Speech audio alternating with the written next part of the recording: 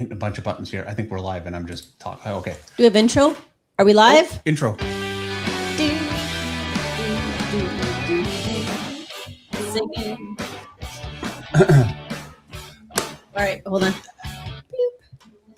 Hello, everybody. Welcome to Monday Night Live with David Finch. Monday Night Draw. Monday Night Draw, Monday Night Live, we're live on Monday night. Hopefully everybody had a good week.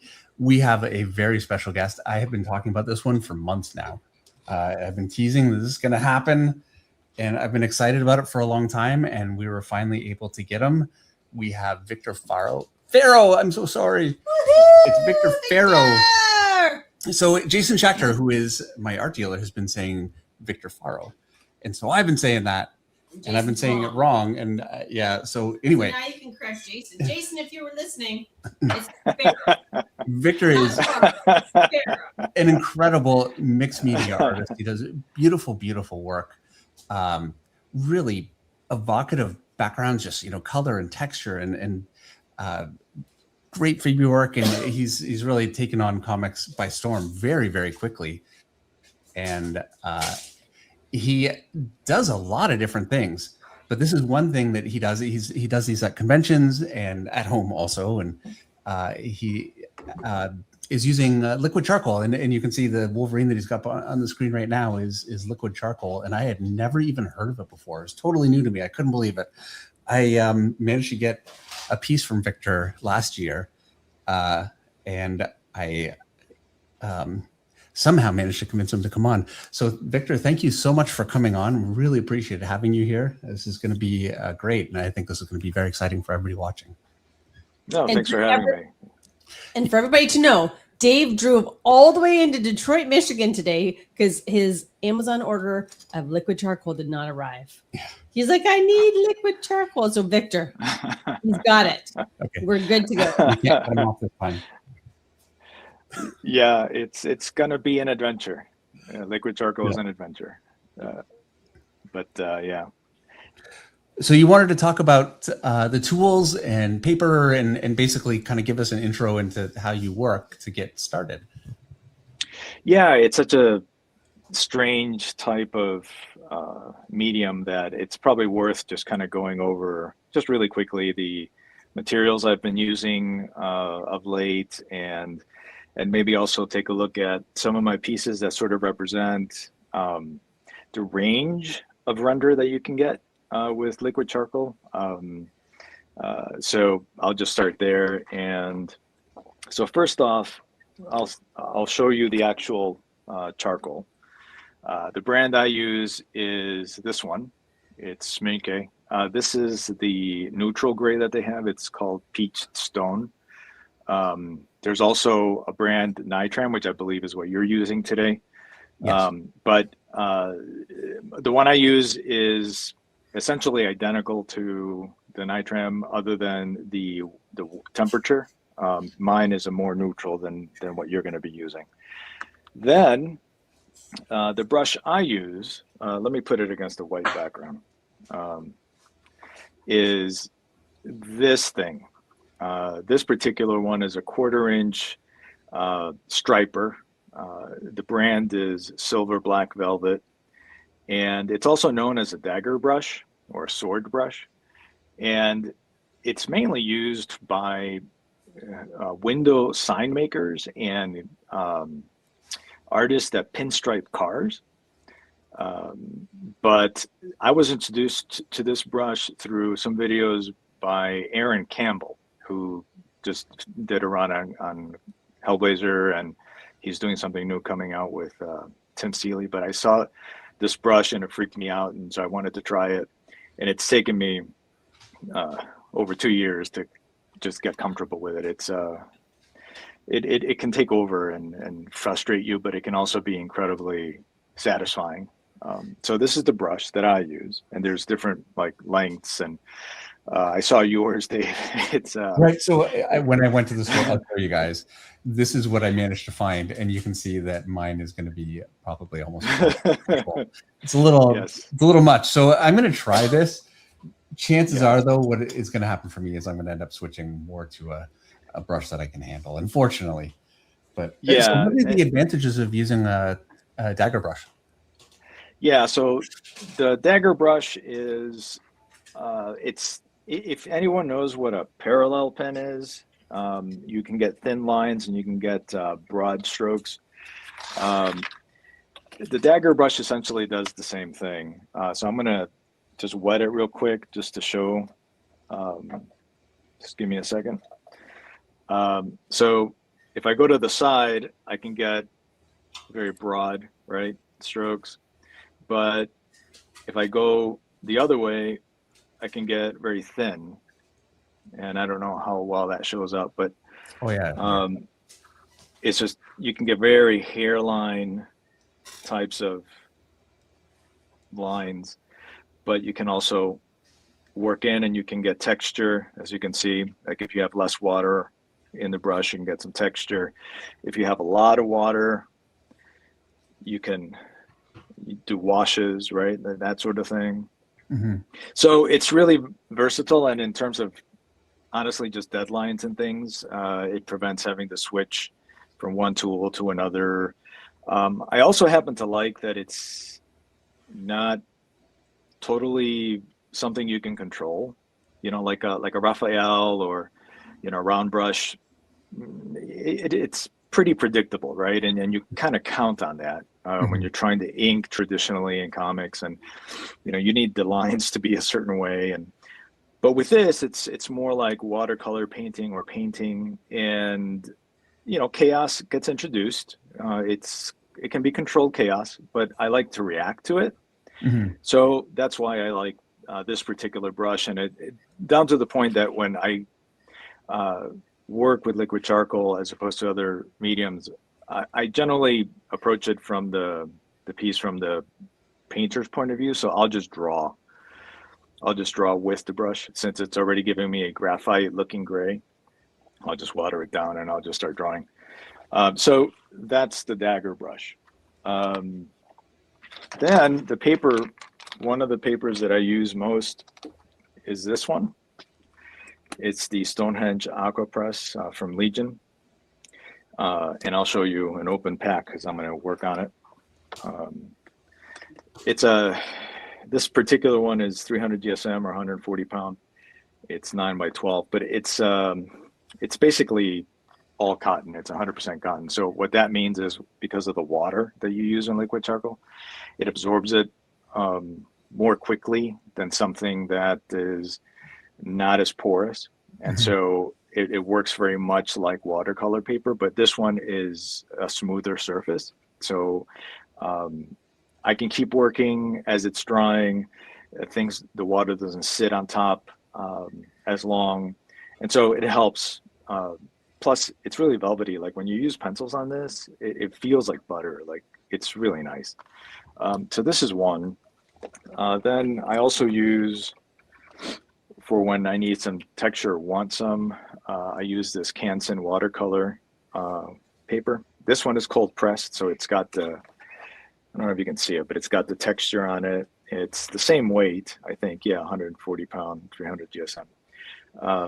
But it's for when you want more texture in the pieces and that sort of thing. Yeah, generally speaking, the cold press is more of a texture, and hot press is much more smooth generally. Well, I think that's always, right. Pretty much. Yeah. That's exactly right. So it just depends what vibe you're going for on the piece.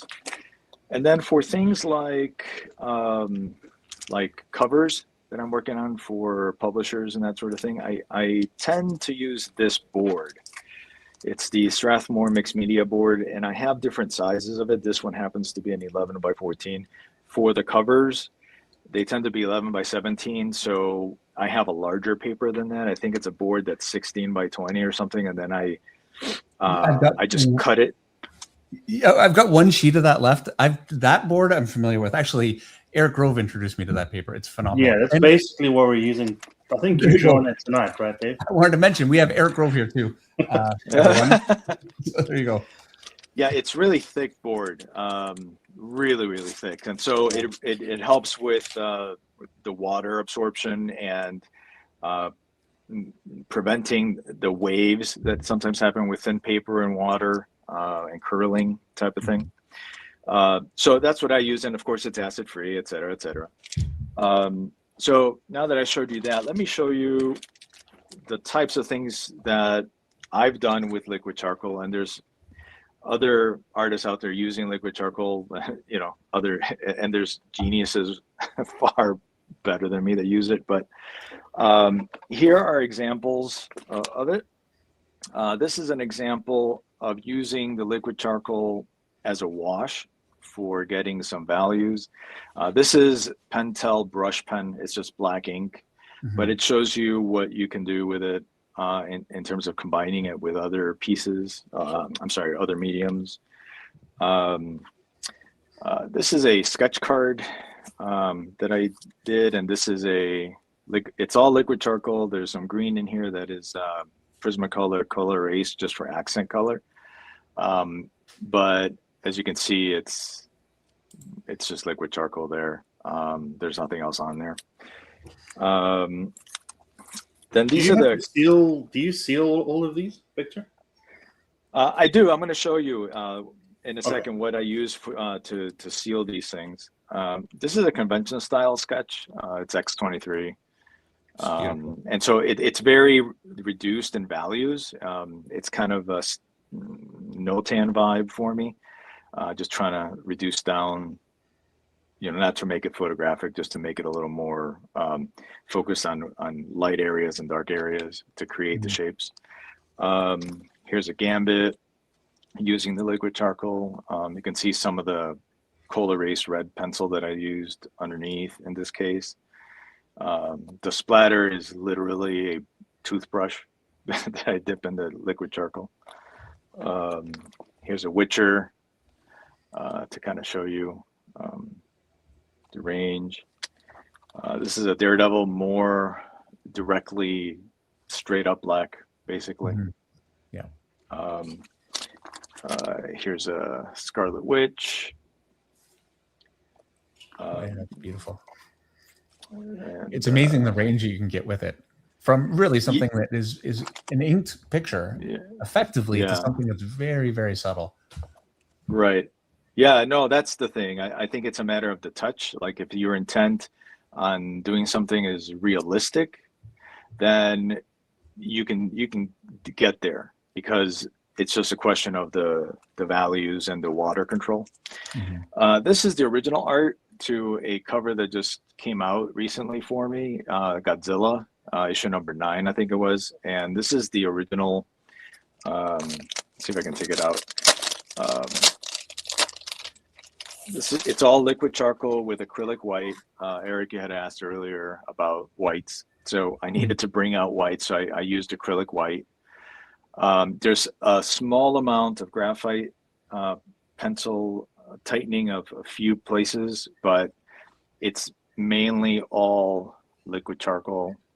And then what I do in these cases for the cover, this is again the 11x17. It's the illustration board, the Strathmore illustration board, and I'll scan it and then I'll paint on it digitally, and that's what eventually got published.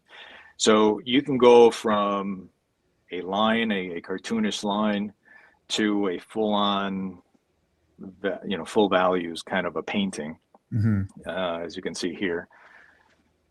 And then the last piece I'll show you is a piece from my Marvel Snap work. This is Searcher, from a series I did, I think it was a year ago. And this one is all liquid charcoal with some Prismacolor for the darker darks, and definitely some acrylic white to bring out some of the light areas. And then I painted this digitally for the final card. And you can see that sort of work, the color, final color work. You can, if you go to Marvel Snap Zone website, you can kind of see all my pieces, and you can see them all in color. And they're often done like this, where I did the original with liquid charcoal, scan it, and then just paint on top. Amazing. Beautiful. So it's got a lot of range, right? I mean, it can work as a pencil and it can work as essentially a grisaille, right? The underpainting for a formal painting later. So I'm going to take this off right now just to kind of show you the things I'm going to work on today. All right. One of the things about liquid charcoal is that because it's water-based, there's a lot of waiting around for layers to dry. So oftentimes what I do is I start a bunch, and rather than just sit there with a blow dryer every time, I just kind of keep moving along. So here's some things I'm going to choose from. This is a remark that I got to finish up, and it'll be like 3 minutes. But here's an example. It's a remark, very simple. Wow. This is another remark, Hold but on. it's a little bit. Did you say that took 3 minutes? Is that what you said? No. Oh, No. Okay. There's no way. No. What I have left to do is probably 3 or 4 minutes. Okay. All right. I have a heart attack. All Yeah, right. no. I wish I was fast. I'm just going to interject quickly because Greg Sadek Art has a super chat, and Greg just wanted to say, "Hey guys, these look sick." Yeah, absolutely. Absolutely. Thank you. I'm very excited. And you mentioned that for the most part, you actually just go directly in with paint. Well, with charcoal. I drew mine. Eric is also here. He's got his picture. And he drew his too, because we do not have the level of confidence that Victor has, but we'll do our best. Yeah, I have no confidence at all. Like, if I have any sort of connection to any artist, it's that imposter syndrome, and just every time I start a piece, it's like I'm starting from the day one of my career. Like, it's always nerve-wracking. It's always uncertainty, but it's part of what I like about the dagger brush and the liquid charcoal, in that it sort of forces you to get over yourself kind of quickly. You just go and figure it out from there. One of my mentors is George Pratt, and at Illustration Academy, and one of the most like dumbfounding experiences for me was just watching him go straight to do watercolors, just straight, like there's no pre-drawing or nothing, and then what comes out is just this masterpiece. And it's just but it took a long time for me to understand that what you need to just do is let go, as opposed to having this preconceived notions of what it's supposed to look like, or if you're new, you're still trying to figure out your style or who you are visually, and so then you come out like other people, and so all that stuff is just sort of swimming in your head. And the chaos that the liquid charcoal and the dagger brush bring together help you refocus, and so I like that. So anyway, so this is another remark that I want to finish up, again, another 3 or 4 minutes. This is a sketch card commission that is almost done. Wow. This did take 3 minutes. I've been working on it for about 4 or 5 days, on and off. It's outrageous. So he wanted Creature from the Black Lagoon, and it's one of the first films I ever saw, so it was fun to give it a try. This is a Punk Storm, my favorite version, and so this will take a while. I don't know how much I'll work on this one, but it's the beginning layers, and you can see it's very ghost-like. I get very nervous when I start, so I decide to err on the side of too light of a value and work my way toward the darks. Because once it's down, it's really hard to get it off, right? So it's one of the things about liquid charcoal, even though we keep saying the word charcoal, when it dries, it doesn't dry like a stick of charcoal where you blow on it and it just blows away. It leaves behind a grain like charcoal, but it dries like watercolor if it's on paper. And so it'll set in. It's difficult to erase. You'll get some wiggle room if you need to, like, for example, create a fog effect or something. You could get away with that. But it sets, and that's what's nice about it. This piece, I don't know if you recognize the artist. I just found it online. It looked like really a good drawing. So I thought it was a good example of what happens what if you're an artist that is line based and you have full pencils. How do you maybe approach liquid charcoal? So I wanted to give it a try to sort of show you how I would approach it, and that doesn't mean I'm right. It's just a way to kind of just visually show how it might. So you all know this is Victor pumping the brakes a little bit just for us, our pencil artists, just to kind of ease us in a little bit. So we appreciate it. And then this is a piece that I started for of Thomas Shelby. It's based on a publicity photo. It's not the publicity photo. I changed the angle, but it's the initial washes. This is, I think it's 3 washes in or 4 at this point. And so I'm going to try and work on it. And then this piece is a Linda Carter from publicity, but I changed the pose a bit. And I'm going to go in with the darks at this point, but for both of these two. And that's it. Like, these are the ones I'm going to kind of pick on and jump from one to the other because they're wet, and I really don't want to turn on hair dryers and, you know, freak everybody out and stuff. So now my plan was to just work on mine in the background. Since you're using a camera, a phone camera, it's kind of narrow anyway. So I thought, well, I might as well put it on. But oops, no, shit, that's not what I meant to do. That also means that I'm going to be on here struggling while you're working. So unfortunately, okay. But yeah, I mean, I think that's half the fun is, you know, I always wondered, like, it would be great if there was a class in art school where all they taught you was how to screw up or how to recover from screw ups. Yeah. So that you get over the fear of it, right? Especially when you have deadlines in the real world. If a screw up happens, what do you do, right? So like, have a class just of how to recover. Oh yeah. Well, I think to a large extent, you have to make the mistakes yourself to learn how to deal with them, you know, in my experience. But having somebody that's gone through it, like when you have a problem and somebody can just say, this is the problem you ran into and this is how you fix it, it can save you years. Yeah. All right, let me show you the last piece because I'm going to start putting some stuff in it. This is a little dish that I use, and I pour the liquid charcoal paste in there, and then I do some initial water in there. Mm-hmm. But then this is where I kind of do the mixing. This is a butcher tray, and this is that toothbrush I was talking about. Mm-hmm. And I use this crappy plastic spatula to do the mixing to dilute the charcoal. And then this is the area where I start mixing values and that sort of thing. And then I have a white piece of paper next to me that you can't see that I'll test the value before I apply it. So that's it. That's where I'm at. And I have a bucket of water next to me. I won't show that. It's just a bucket of water. Yeah, so that's it. I'm going to go ahead and do this one because this is a remark that it's the closest to being done, literally. So just right now I'm just pouring some, where is it? Where did the brush go? There it is.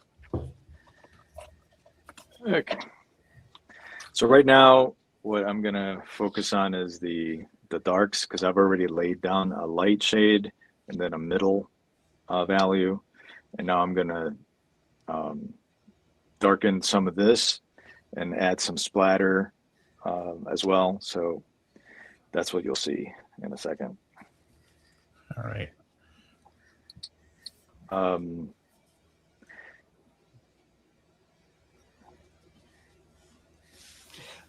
While you're doing that, I'm trying to get a little of mine. It really comes out as a very thick paste.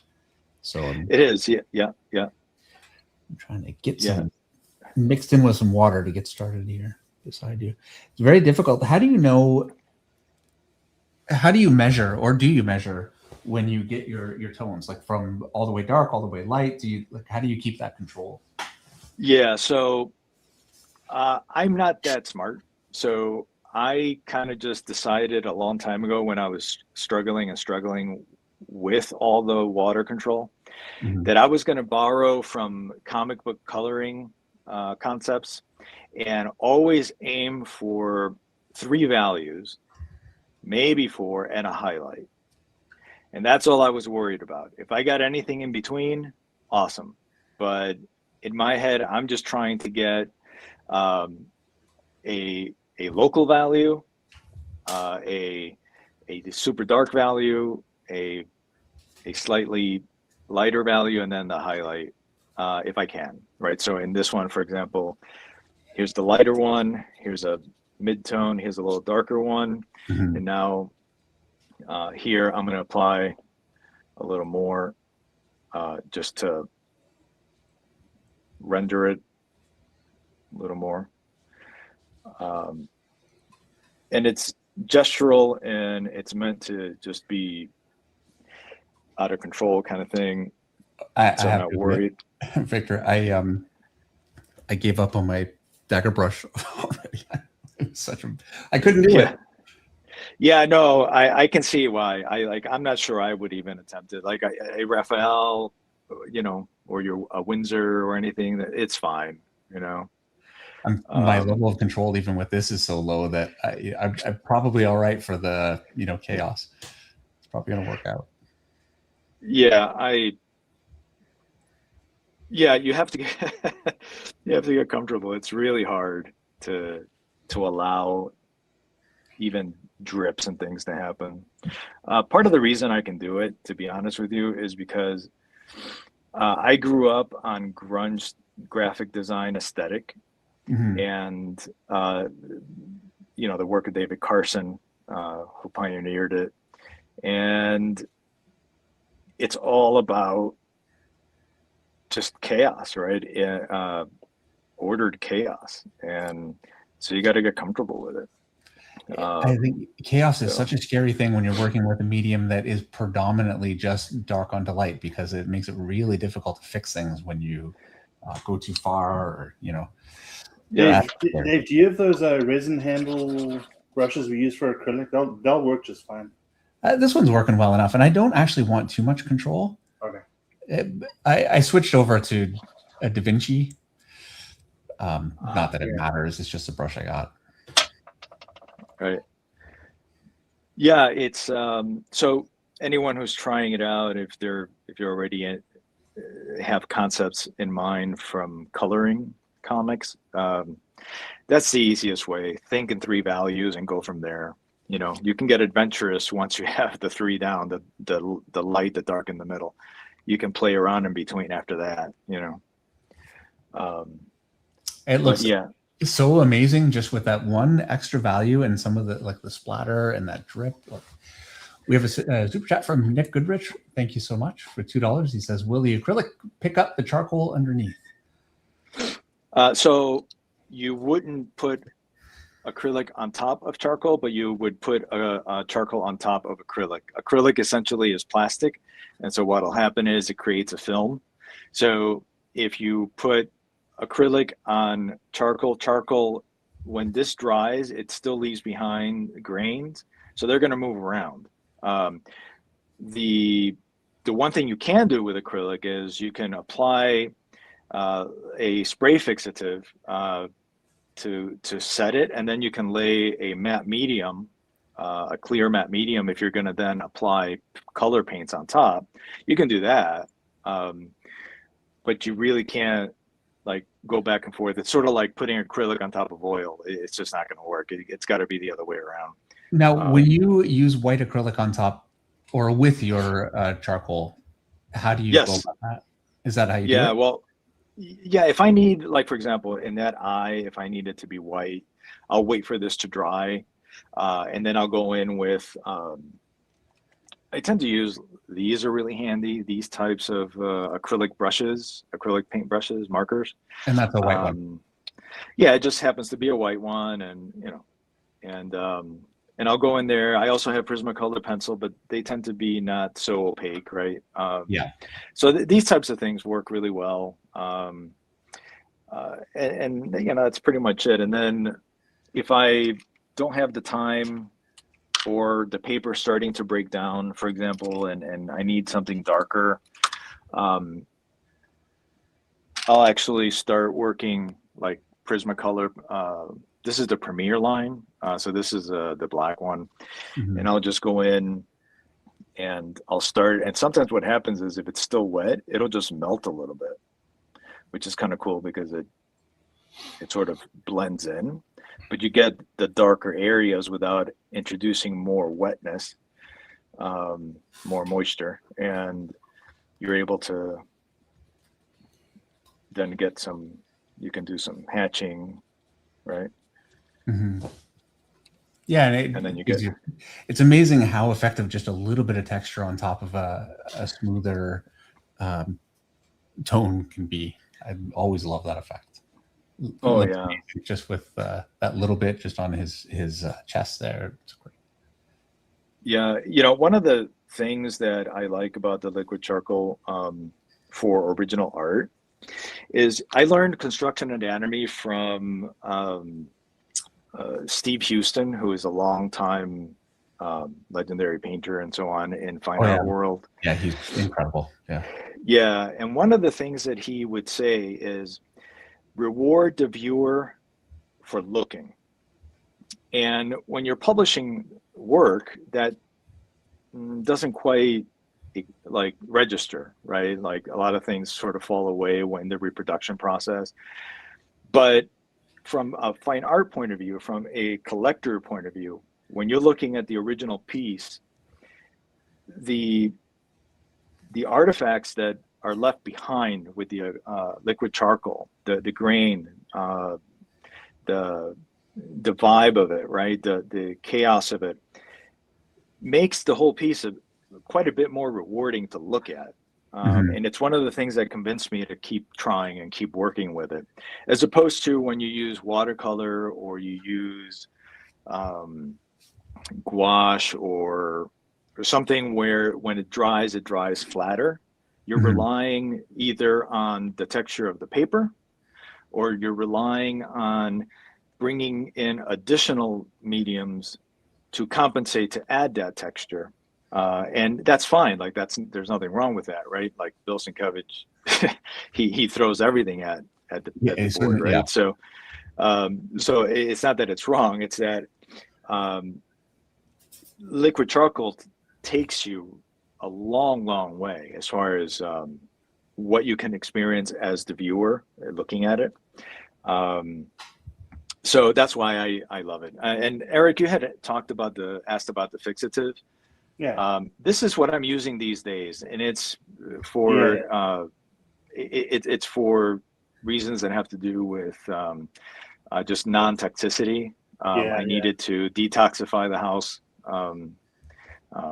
for family, and so I switched to this. And what's great about it is that it actually is based on a formula that Edgar Degas himself used. And it's for pastel and oil, pastel, chalk. So anything that is active like that. So when this dries, I will spray it, and it's a fixative. So you can then work on it, or you can then apply, for example, once it's set, you can use something like this as your matte varnish.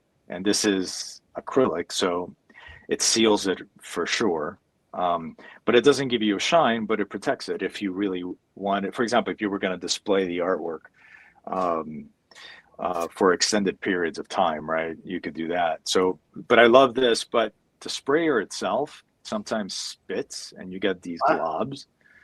There's a great, those salon sprayers are incredible. Yeah. There we go. Yeah. So I bought this, and it works awesome. It gives me a more prolonged, it gives me a more prolonged spray.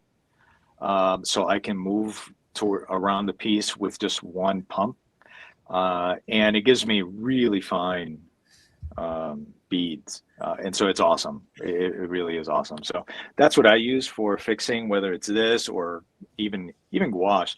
Like I use for gouache pieces, I've sealed it with Dorland's wax, and that works really well. You have to wait a few days for it to get cloudy, and then that's when you know it's time to buff it. And then once you buff it, it's set and it looks really nice. I've done a couple of Daredevil pieces that way. I can actually show you this one. Wow. This was it's a mixed media piece, but it's sealed with Dorland wax. That's great. So you can see it's matte. Yeah, thank you. Thank you. It's acrylic ink, gouache, Prismacolor pencil, and acrylic marker. I found some that had like brush tips, and these were like a godsend. So, but then I sealed it. But anyway, Dorland wax. So that's that. Okay, let me just do this real quick. And what's cool about the liquid charcoal, and I'm going to go back to something you did a while ago, David, Eric. It was a couple years ago. You guys did a video that you guys were painting a green goblin.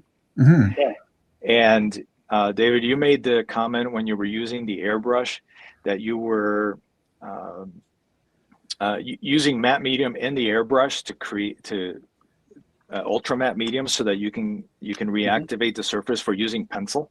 Yeah, and I want to say, if anybody's watching this and has not watched that, I use to do that a single action piece of junk airbrush. Short, I can't hold it here. It's this thing here. So don't, if you have a nice airbrush, ever do that. You'll. Yeah, that's the Pash H. Great piece of equipment. Yeah. So. Yeah, that's a cool brush. And so anyway, the great thing about a liquid charcoal is that because it leaves behind the grain, you can go on top with colored pencil if you wanted to. And it grabs. And you also have this great like just texture that adds to it. So anyway, just shop talk about that. It's one of the added benefits of it. So I love it already, by the way. I'm okay. I'm not going to say that this is all working out great. Don't get me wrong, but I love it. It feels a bit more forgiving than watercolor. It's like there's more. I don't know how to word it. It's a little bit more tactile. I don't know. Well, one of the things that you can do while the paper's still wet is that if you wanted to soften an edge, you can go in with the brush with clean water and you can work on that edge to soften it. And it does it more easily than, say, when you're doing it with watercolor, which you can do. But this works really well that way as well. So if you were in real time trying to soften things, soften one side of the edge. So anyway, I'm going to leave this as this, and I'm going to move on to the next one.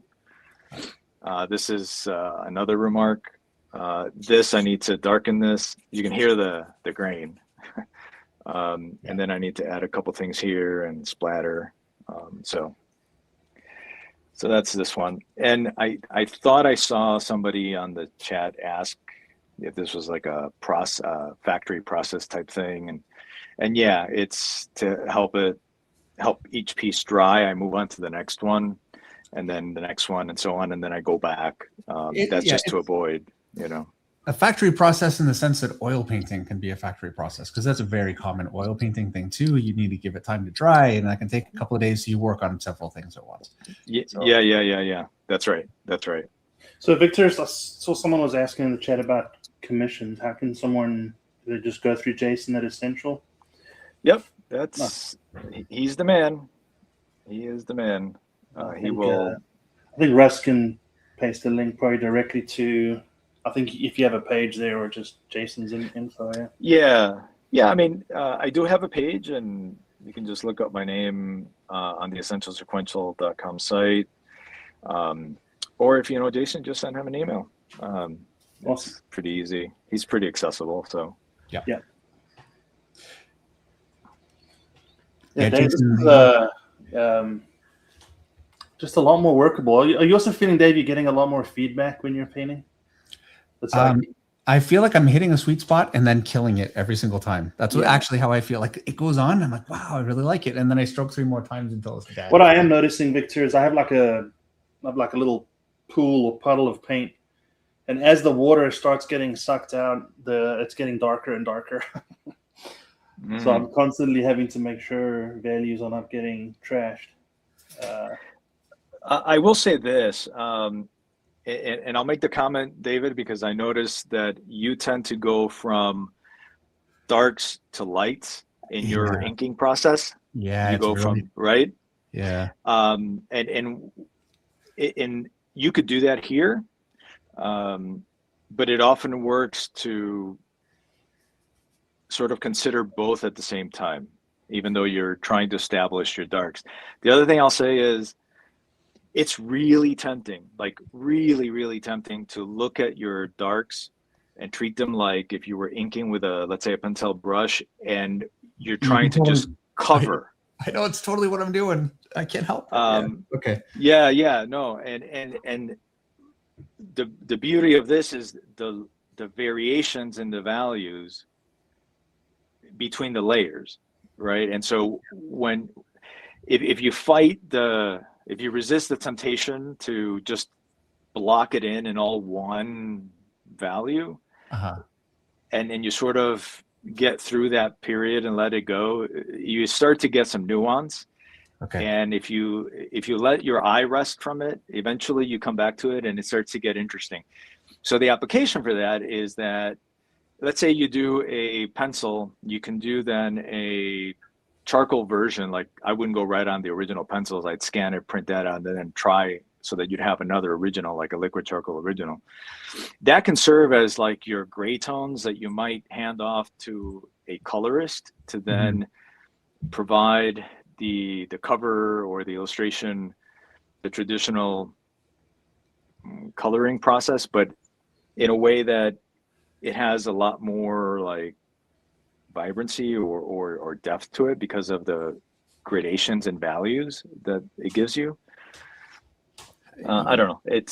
So you'll see it when I work on yours. It's okay. My approach is very much leaving things open, and so. I'm trying. I really am. It's Just this is how you always go, Victor. I look at what people are doing. It looks amazing, and I try it myself. And it's so difficult to not just revert back to what you feel like you know. And I'm trying to not do that, but yeah, it's not the easiest. And I have really no value control. I'm finding that's one thing I'm finding difficult. I think I might put down something that's pretty light, and I put it down and it's dark, or vice versa. David, have you tried to reactivate some of it? Some of it will reactivate. Well, I haven't really put dark down that's so dark that's going to be a problem yet, so I'm not doing that. But yeah, sorry, Victor. No, like this is the challenge, right? Like it's reacting to it and seeing what it's telling you it wants to be, and just taking what it gives you. And yeah, I'm so much more in the this is what you're gonna be, do what I want, do of art, and I love, like, so many of my favorite artists are much more reactive, like Bill Sienkiewicz and George Pratt, like I love that kind of work. It's very difficult to do it. Yeah, there's it was really difficult for me. I've always been fighting the contrast in tendencies. My first, the thing that like marked me artistically was for the first time looking at Claude Monet and Impressionists. Mm-hmm. So that was the first artistic like moment that marked me as far as my interest in art. The second was comics. Specifically, I didn't know this for years because the comic book I first laid eyes on didn't have a cover. It was one of those remaindered covers. Yep. Our comics that they tore off the covers and they repackaged them and sold 4 for a quarter or something. So it took me years, decades, to figure out that the first comic I ever laid eyes on was The Death of Gwen Stacy. So the first comic book art I saw was Gil Kane inked by John Romita Sr. Oh, wow. And so on one end of the spectrum, I have the Impressionism, right, of Monet and all that. And then on the other side, I have the cartoon line work of comics. And I've been fighting those things all my life, right? And so once I sort of realized that, because I didn't realize it, I said, what if I just let go? What if I just make mistakes, react, splash stuff and see what happens, right? That sort of thing. I started to feel better. The imposter syndrome sort of kind of waned a little bit, because you realize, it's part of the image making is what the viewer brings into it. And I forget the scientific term. There is a term where the eye or the mind finishes a picture, or if there's something missing and it understands what it is, it will finish it, which is why the work like Impressionism, or work like Bill Sienkiewicz's expressionistic style will often feel right, even though it may not be super realistic, or he didn't finish rendering something, because we all engage in the picture making by filling it in, and that's where like the chaos and this sort of medium really brings the opportunity for the collector, for the reader, for the viewer to just engage with it as well, right? And bring them their experience, in this case, for example, of Batman to the picture itself, right? So, but anyway, that's just snobbish academic talk, but it's true. Like it just is. So I don't mind leaving things unfinished. Like, for example, you're painting that your piece, David, and I'm looking at that Batman's left leg, and you see the contrast between the knee shadow you put in, and then you left the boot alone. Yeah, I would leave that alone.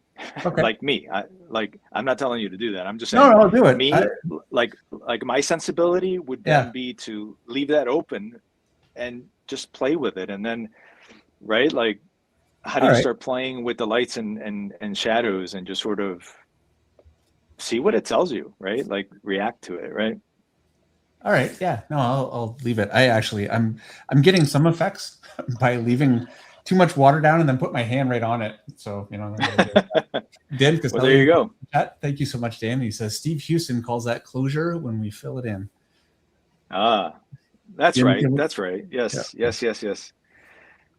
Yeah, he was great. He's still alive, but like when I took his classes, like I was part of his. He started in an online cohort, annual cohort for constructive anatomy, and I was in the initial group, and like he was great. Like he's just so like full of insights. It's amazing. And then when you see him draw, it's like he's just real casual, real.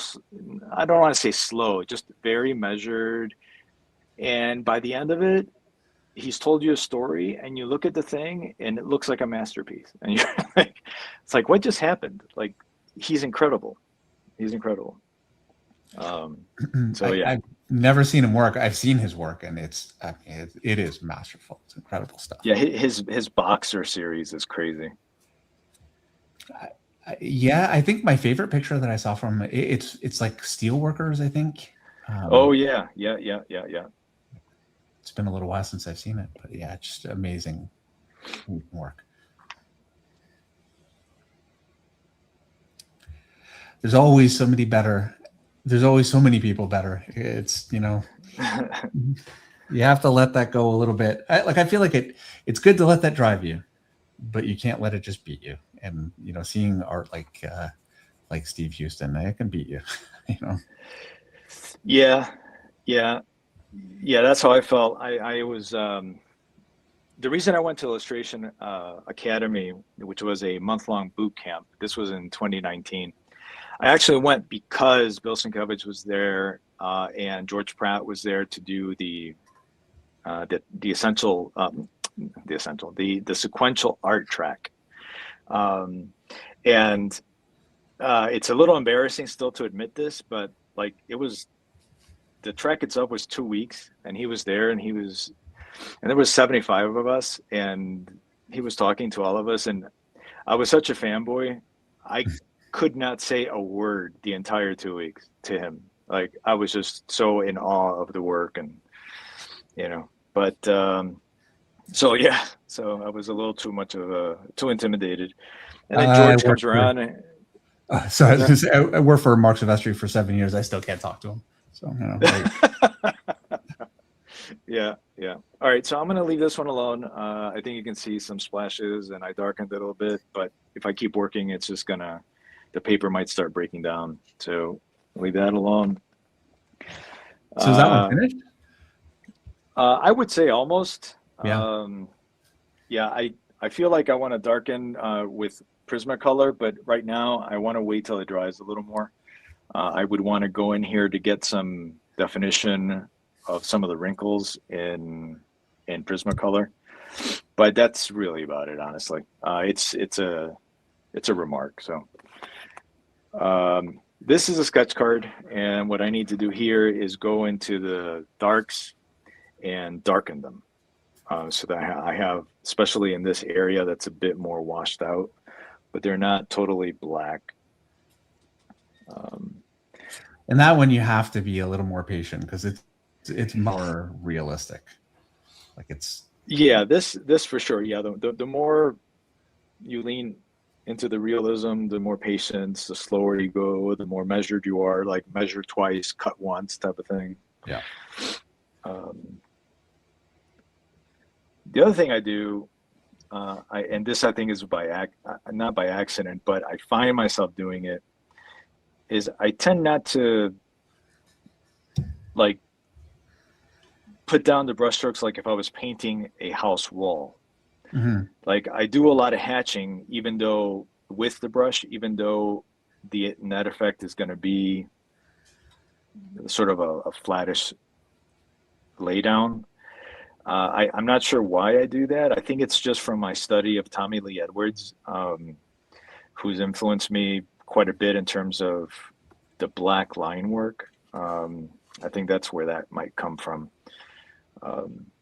So I tend to just do a lot, even if it's just covering it. One of the things I also realize is that I like my shadows to have texture and to have interest. So I don't like them to just be flat.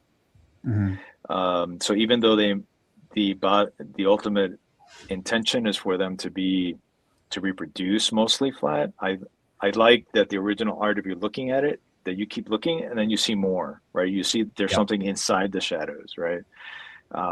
By way of textures. So I'm easing my way into the darks here. It's not exactly totally black. I don't know that I ever get to total black, but Cool Cat 00001 has a $2 super chat. Thank you very much. He says also peridola in the occipital cortex. I have to admit that I am way too dumb to understand any of that. Okay, is there going to be a test on Friday? Because that one, I apologize. I don't know what any of that is. I think occipital cortex, that has something to do with the eye, maybe. I don't know. Lost me at occipital. Yeah. We're a bunch of drawers here. We don't. Looking good, though. Thank you. I'm kind of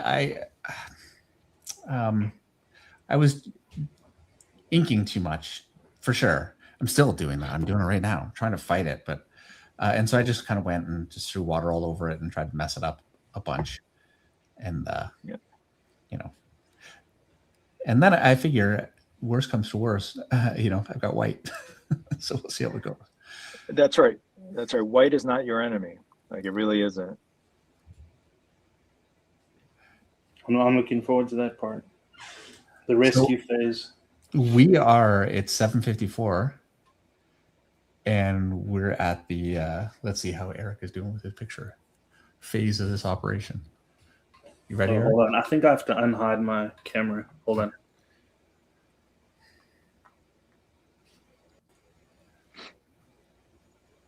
I'm very shy with values, but I'm working up. It's either pixelated or out of focus, but I mean, it's looking good so far. Yeah, I'm. There we go. Okay. Yeah, you were. There you go. Yeah. Yeah. Well, look at that. See, that's a lot of control. That looks great. And, I'm trying to see how much I can layer without it just totally imploding. But so far, so good. I do feel the texture is great. The granulation is awesome. So yeah, I can't wait to try some pencils on it. I'm very upset with how yours is coming out, Eric. Wow, yours looking great. Yeah. It looks amazing. It's great. Yeah. All right. It's early days. Some of us are fighting here.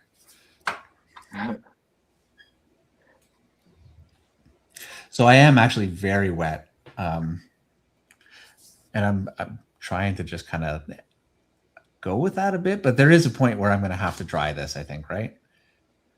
Yeah. Okay. I think, what kind is that Bristol board or is that?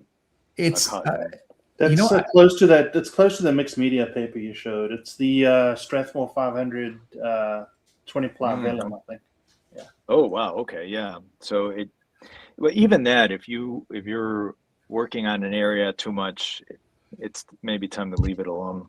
Yeah. Well, I'm definitely getting a lot of mud, and I'm making a mess. So what I'm going to do is I'm going to go quiet for a minute here while I hit this with the hair dryer. So, yeah, go ahead and keep talking. Yeah. Yeah. One of the things about the layers and the wetting is that because it behaves oftentimes like watercolor, you got to keep in mind that it's going to dry generally lighter. Yeah, I'm noticing that. Yeah, and flatter. So like light gray areas, when they dry, they feel like they're ghosts, like ghost prints. Like if you ever did any kind of mono prints, they almost feel like ghost prints. And it's cool if you understand, what to do next, right? But it can be frustrating if you laid down one value and you thought it was going to stay there, Yeah. And that's why it's sort of this whole thing of letting the thing do what it wants and then react to it. I find myself sometimes just going over areas just because the paper didn't absorb the way I wanted to, or the color the value didn't do what I thought it was going to do. So, I just keep going. And so some pieces will have like the Godzilla cover that I did, that took, I want to say, close to 2 weeks, just because it's a lot of patience and just a lot of constant reacting, and it's a lot more detail, right? A lot more refinement that it needs, as opposed to, a little bit more of a sketch, right? But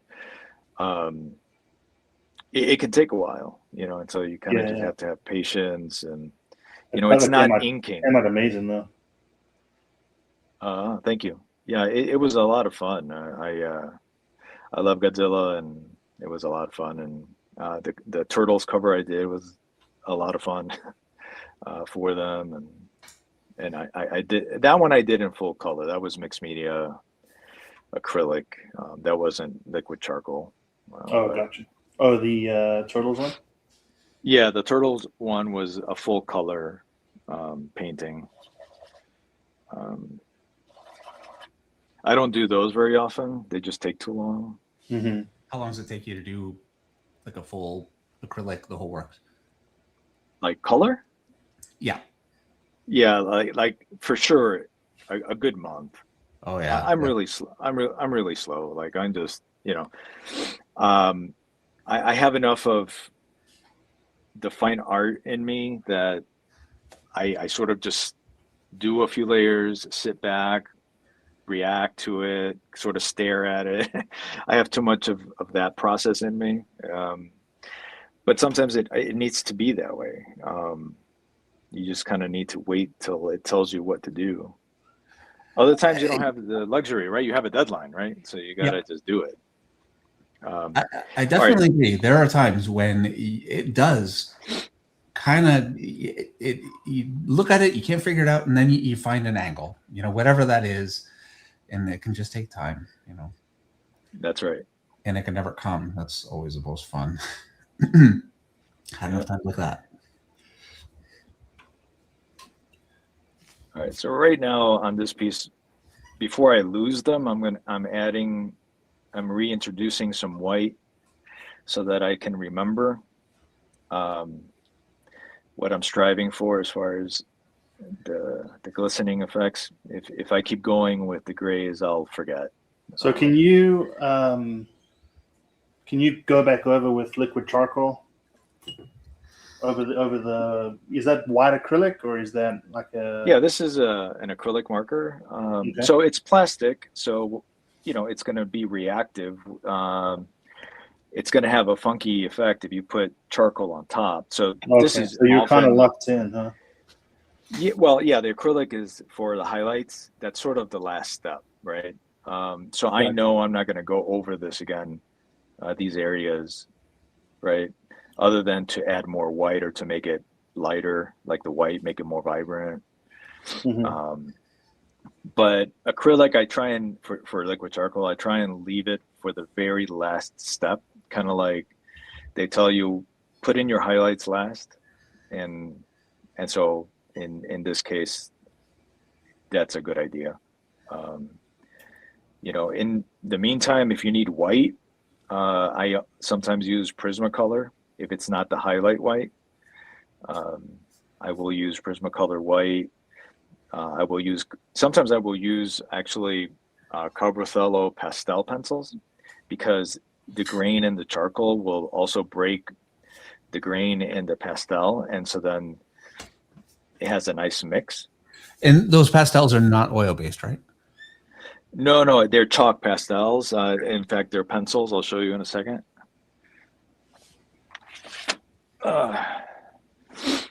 So this is the ones I'm talking about. So I like I did a recent Cyclops sketch cover, and I used quite a bit of these, and they're just chalk pastel. But what's really cool with this is, as a top layer, you can soften, for example, multiple skin tones that you have underneath something.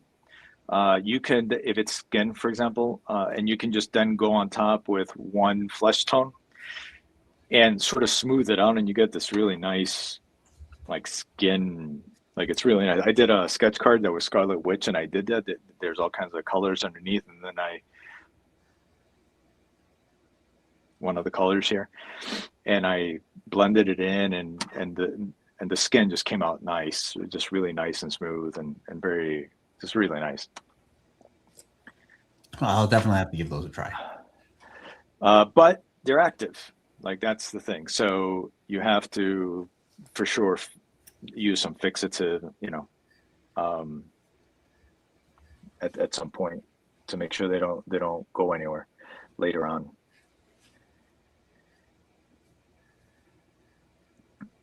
Okay, I'm going to leave this one here. It's not done, but I'm going to leave it here. Let that acrylic set for a little while. And now, if you don't mind, I'm going to go to yours, David. Okay. So, and all right, so this is the piece I told you that I found, and I started it. So just to give you a lay of the land, these areas are already in charcoal. These areas are more your pencils. So I'm going to work on it the way I would, to, my way to prep it for, let's say, digital painting. So. All right. I'm really looking forward to seeing how this goes. It should be very, very cool. And I'm hitting mute again because I've got to try this again. And I see what you mean about going back and forth between different pictures, because when it's wet, like I did, like I covered the whole thing in a lot of water, and so drying again. All right, sorry, I'll let you go. So how you doing, Eric? I do. Yeah, I'm finding the everything's lightening up. So now I'm trying to go in and layer without messing it up. But it's actually a lot of fun. It's a whole lot different than I thought it was going to be. What were you thinking it might be I like? was well. I don't know how best to describe it, but I'm getting more like feedback on the brush when I'm painting. Whereas watercolor, everything just you just don't feel in control at all, which I know by nature that's how it is. But I feel like with the charcoal, I have a bit more control, and the fact that I can reactivate some of it and layer some of it is super helpful. Yeah, it's really handy, particularly when the fibers inside the paper are still a little wet. You can reintroduce. Yeah, it's really nice. Yeah, I would imagine painting on anything other than cotton would be just horrible. Yeah, you need paper that's gonna withstand the abuse, right? Because it's just layer on layer on layer kind of thing.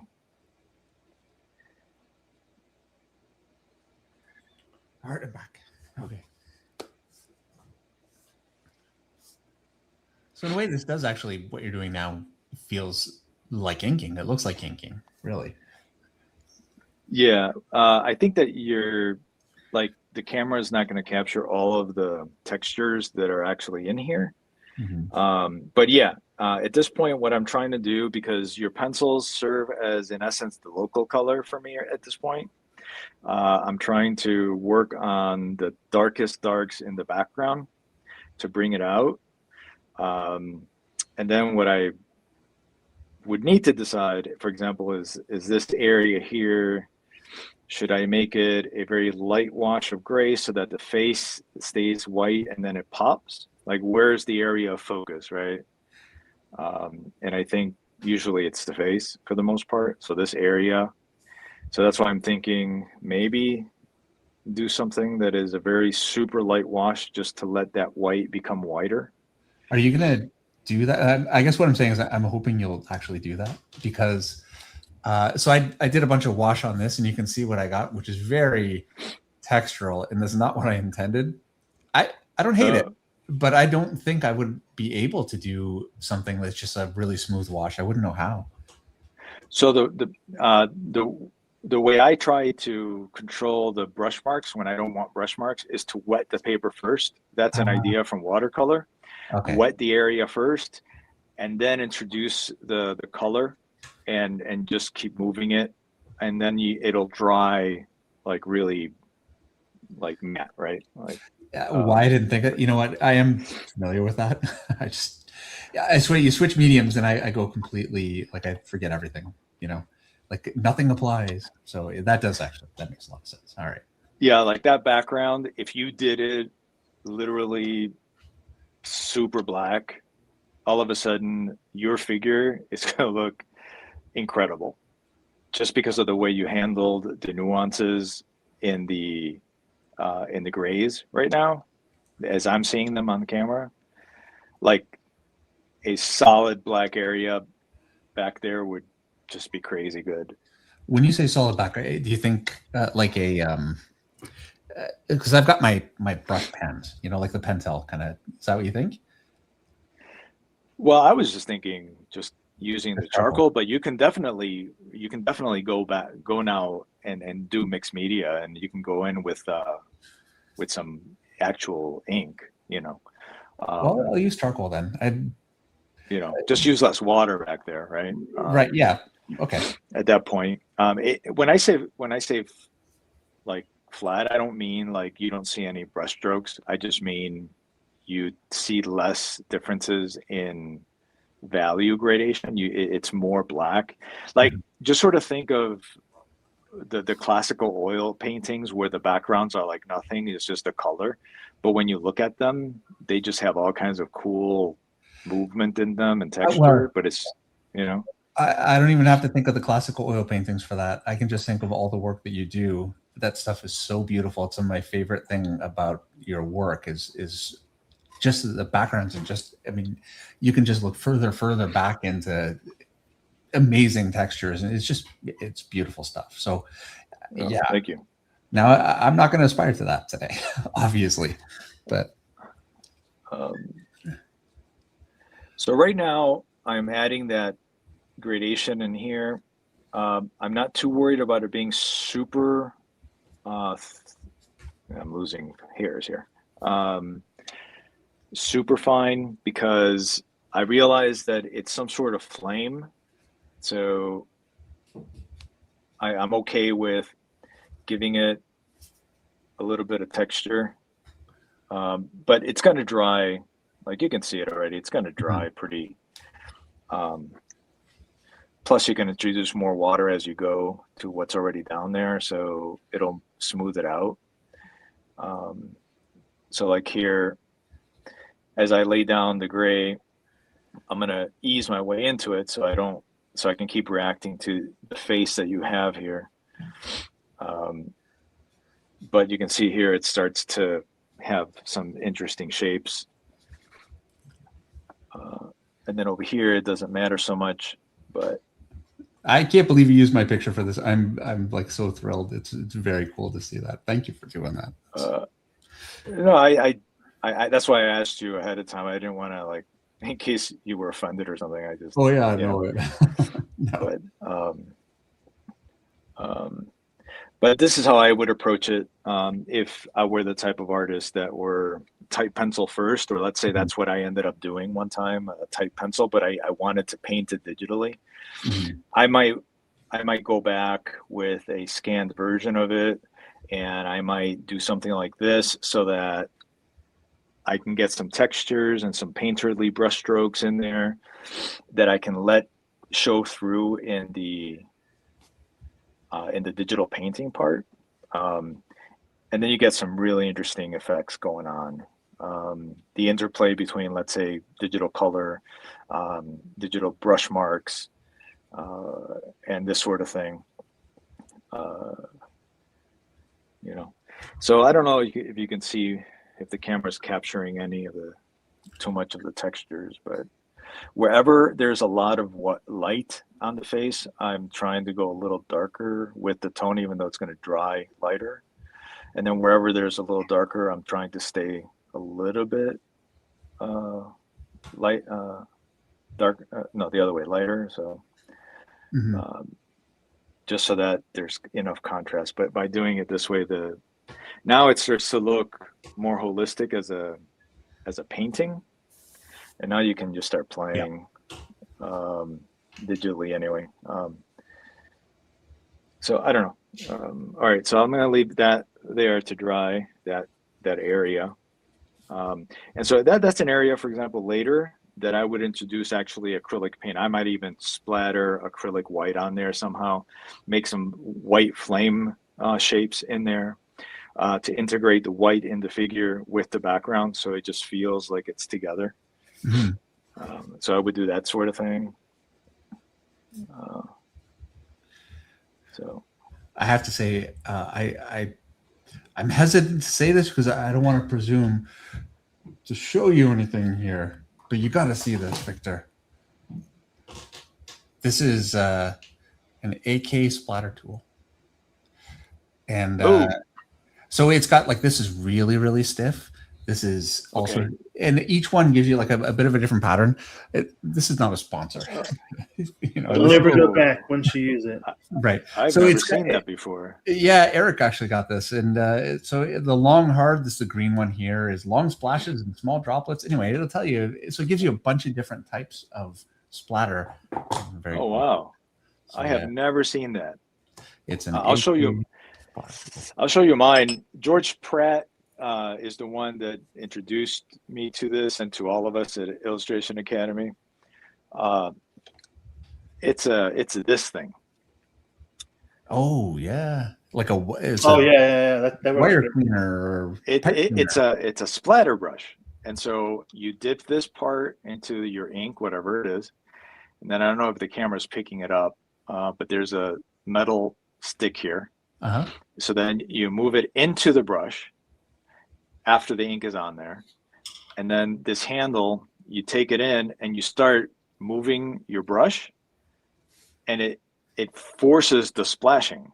Oh, wow. Because it's holding back the bristles. And so that's what it is. And so the reason he introduced it to us is because George does these paintings where it's just black and white lines, for example. And then he will totally cover the white with all these spittles of black that eventually what it looks like a gray tone. Mm-hmm. And then he will go back in with acrylic white to bring back the white areas, the lights in essence. So now he has the darks with flat ink, he has the splatter as your middle gray, and then he has the acrylic white brushwork for highlights. But yeah, it's this one, but you only get one kind of like spittle mark, right? Like your device looks interesting. One of those tools. Well, you get one kind, but I highly doubt that this one here would give you what that gives you too. So we're gonna be on Amazon trying to find that one. I'll send you one, Victor. You can see if you like it. Oh, you got one? Huh? Man, you have everything. What's that? I said you I have one of those, but I'm the one that Victor just showed. But I was telling Victor I can send him one of the better tools you just showed him, and he can try it out and see. Yeah, I've never seen that before, like ever. That's really interesting. It's it's basically a glorified toothbrush, but the control is just insane. And it's just different strength bristles, so you can get like super intense splatter or very light airbrush, almost like splatter. But yeah, it's pretty cool.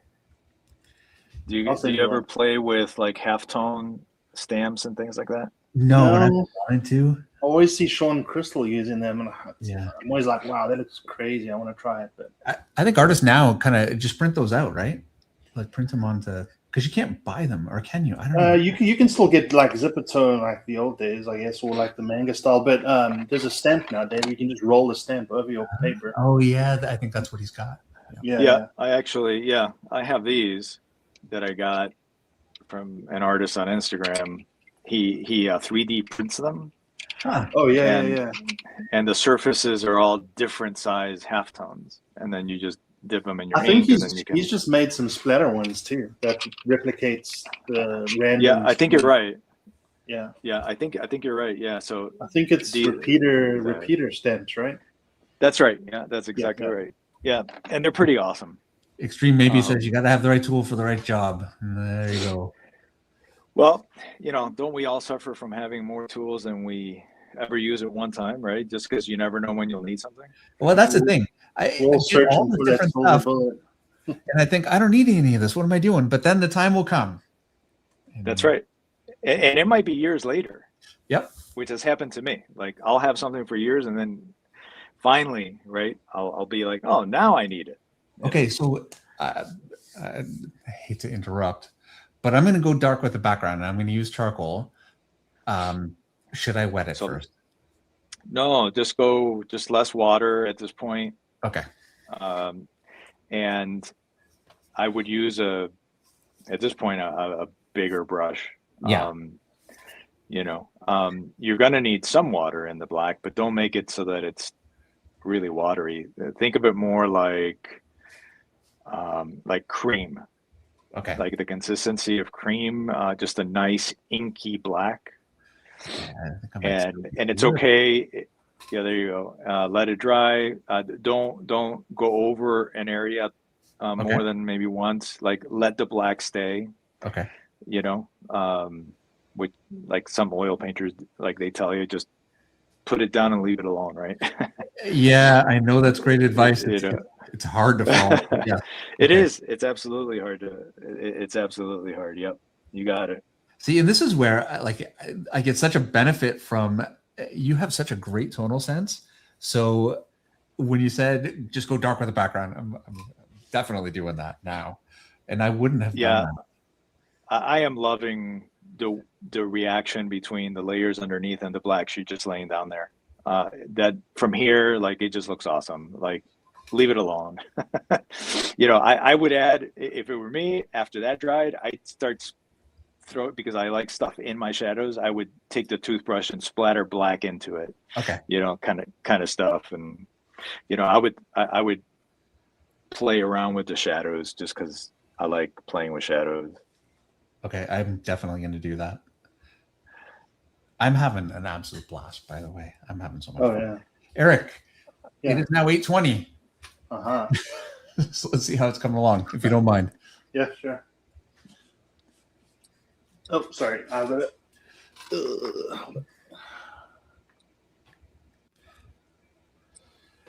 I'm telling you, it doesn't look like much has changed, but I'm just layering and layering and layering. Yeah, sometimes it goes slow, and that's okay. Yeah, something to be said for maintaining control, and like it looks to me like there's not been a point with that where you've felt like it's like spinning out of control. Like it looks very, Yeah. excuse me. Yeah, definitely an exercise in value control. I mean, that's I see this as being exceptionally beneficial in just learning values and trying. Are you having fun though? Yeah, absolutely. This is the most fun I've had, and I can't even I love this. Yeah, and the only thing I would add is don't be afraid to lose hard edges. Yeah. You know, like just if you cover it up, so what? React to it. Yeah. Make it into fog. Like, you know what I mean? Like it's okay. Like it's all right. Yeah. Right. I mean, the me of 5 years ago would have been freaking out right now. Like I could never have used, like, let me put it this way. I was so like constipated visual aesthetically when I started Illustration Academy that it would take me 2 hours just to do a contour drawing because I was so nervous about everything. Mm-hmm. Just everything, like absolutely all of it. And so I was second guessing every micro movement, micro brushwork, right? Like, you know, now it's almost like, I wonder what this does, and just throw it at it, right? Yeah. And see what happens, you know. Impressionism taught me that. Bill Sienkiewicz taught me that, to be fearless. The Frank Frazetta and his Lost Edges taught me a lot. Greg Manches was one of my teachers at Smart School, and his work is his edges are very much lost, and it's incredible. Such amazing teachers. Like can't imagine. Yeah, I've gotten lucky, to be absolutely honest with you. Really lucky. Within the context of, I also like searched them out. Yeah. Like, you know what I mean? Like I sort of was on a mission kind of thing. And it's like, if I'm going to learn this, I want to learn this from the people who like have made an influence on me, an impression on me. And so I sought them out. And how long ago was all this? Okay. So, this is a sort of a two-part story, and I don't mean to like bore people, but so most of my career was spent in advertising creative, developing brand, visual brand strategy, and that sort of thing for just Fortune 500 companies and so on. And I would be the one that hired all the illustrators. Then things like COVID came, and then quarantine, and I just sort of decided that this was an environment, a time that I was going to do the illustration and the comics that I've always wanted to do, that it was now or never, right? Like being at home and that sort of thing. It's like, it was the time. So I had gone to Illustration Academy in 2019. That was the beginnings of that decision making, even though I hadn't quite made the jump at that point. But after Illustration Academy, that's when COVID hit and the quarantine, and so then I decided to sign up for Visual Arts Passage, which is the online classes program. And so I had teachers like Edward Kinsella III, who's won a gajillion like medals and things for his work, and Sterling Hunley, John English, Dale Stefanos, and I've had within that, Gary Kelly, who just passed away, one of the most, he's one of the most famous illustrators in American illustration, but he was a mentor. And let's see, Francis Vallejo was there at Illustration Academy when that summer, and Vanessa Del Rey was there. Anyway, then Steve Houston for the anatomy, and I took some classes with Ryan Benjamin and that crew from the Comics Pros classes. And that's great. Yeah. And I took all the classes that Sean put out through Ink Pulp Instruction. So all the sets from Tommy and Eric Canetti and Jim. Have they had you on their podcast yet?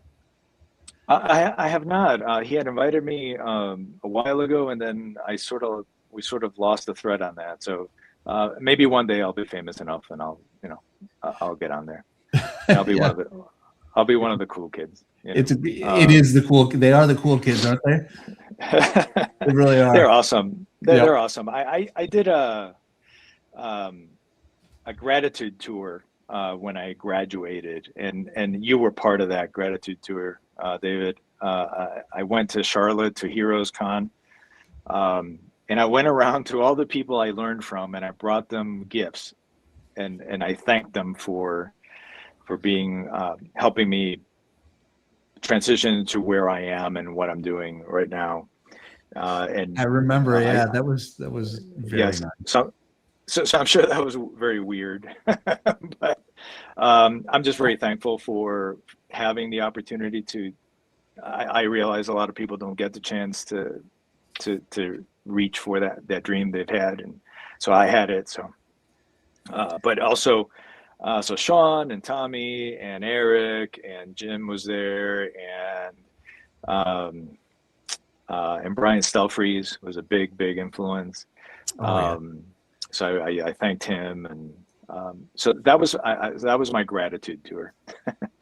And so I've been doing this now for 2.5 years. Now in June it'll be my 3rd year anniversary. Crazy. That doesn't mean I just learned how to paint or learned how to draw. It's just that I just learned all my focus in art on illustration and comics. That's. I figured there's no way, like there's no way you could have just went, last year I think maybe I'll try drawing. There's no way. I sure hope not. Yeah, no. It's that would be crazy, but no. Yeah. Okay. But I was always in the creative space, so it's not totally alien. I just never did it for myself. I always hired everybody, basically. Well, I'm sure it's a lot more gratifying to just be doing the work and not doing the, behind the scenes, all the business stuff. Strangely enough, I don't mind that part. Oh, really? I really, really don't. I think it's just part of it. And I don't shy away from it. And it's part of the reality. And if you want to be an artist, there's the sexy stuff, and then there's the not sexy stuff, and it's okay. You got to pay bills. It's I tend to not do well at that stuff. Yeah. I couldn't possibly do conventions myself. It's just there are people that are way better at it, and that's why I talked to Jason and Mo, and I asked them to help me because they are the best at it, and just go with the best. Yeah. Oh, they are pros. It's such a great thing going to a convention. You've got I've got books and prints and things, and they're all there and they're ready to go. And I would be helpless on my own. I did conventions on my own for years, and I would just show up with a ballpoint pen, So A lot nicer now. Yeah. Yes. Yeah. But it's been an incredible adventure, to be just honest. I love all of it. I love every minute of it. I'm very thankful to the collectors that have come forward so far, and everything, because I'm so new, everything is always mostly a first time for me. So everything is still exciting in that sense, right? Like it's somebody tells me to draw something, unless it's Batman, I probably haven't drawn it before, so it's fun. Like it's a challenge, like the Creature from the Black Lagoon. It's one of the first movies I ever saw, and this is the first time I'm drawing the creature, right? So that's always fun. Like there's a connection to my own like pop culture history, right? So it's kind of fun to do that as well. Looking good, Dave. I looked up and it's changed. Yeah, that's awesome. The splatter looks great. Now, when it all dries, pop in some white splatter in certain near the edges where the light goes above his head, so that it looks like flying dust. And I'm gonna edge them a little bit with the Posca just to kind of bring back my edge, which I kind of killed, and then I want to do that. See if I that's looking awesome. That's looking awesome. This is again, I've said it so many times now, but it's a blast. We have a $2 super chat from Playboy Joey LGG. It says, W Art, I've been a fan forever. Well, thank you very much. I really appreciate it. Thanks for being here. All you guys, thanks for being here. Our art streams, we tend to, kind of talk amongst ourselves a little bit more, but I think you guys get, I know I get so much out of this. Also, I wanted to mention, so I heard I had ads on the live streams. Basically, ads would come up, and it's just a button you hit, like, whatever, and it said balance. And I went, okay, I don't know. And I thought, well, maybe if I don't put ads up, the streams don't appear, or like, anyway, whatever. Apparently it was a real problem, and they were showing up everywhere. So I took ads off. There's no ads. So if you're watching this now or watching it later on, apologies for that. I didn't realize that it was interrupting the streams so badly.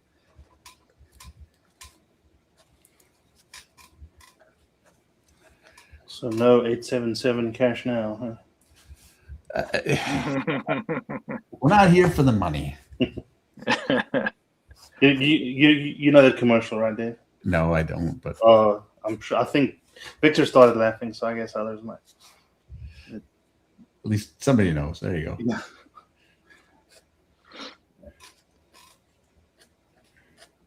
If I'd sing the whole jingle, then it's a commercial that people don't want. So, yeah, I shall refrain.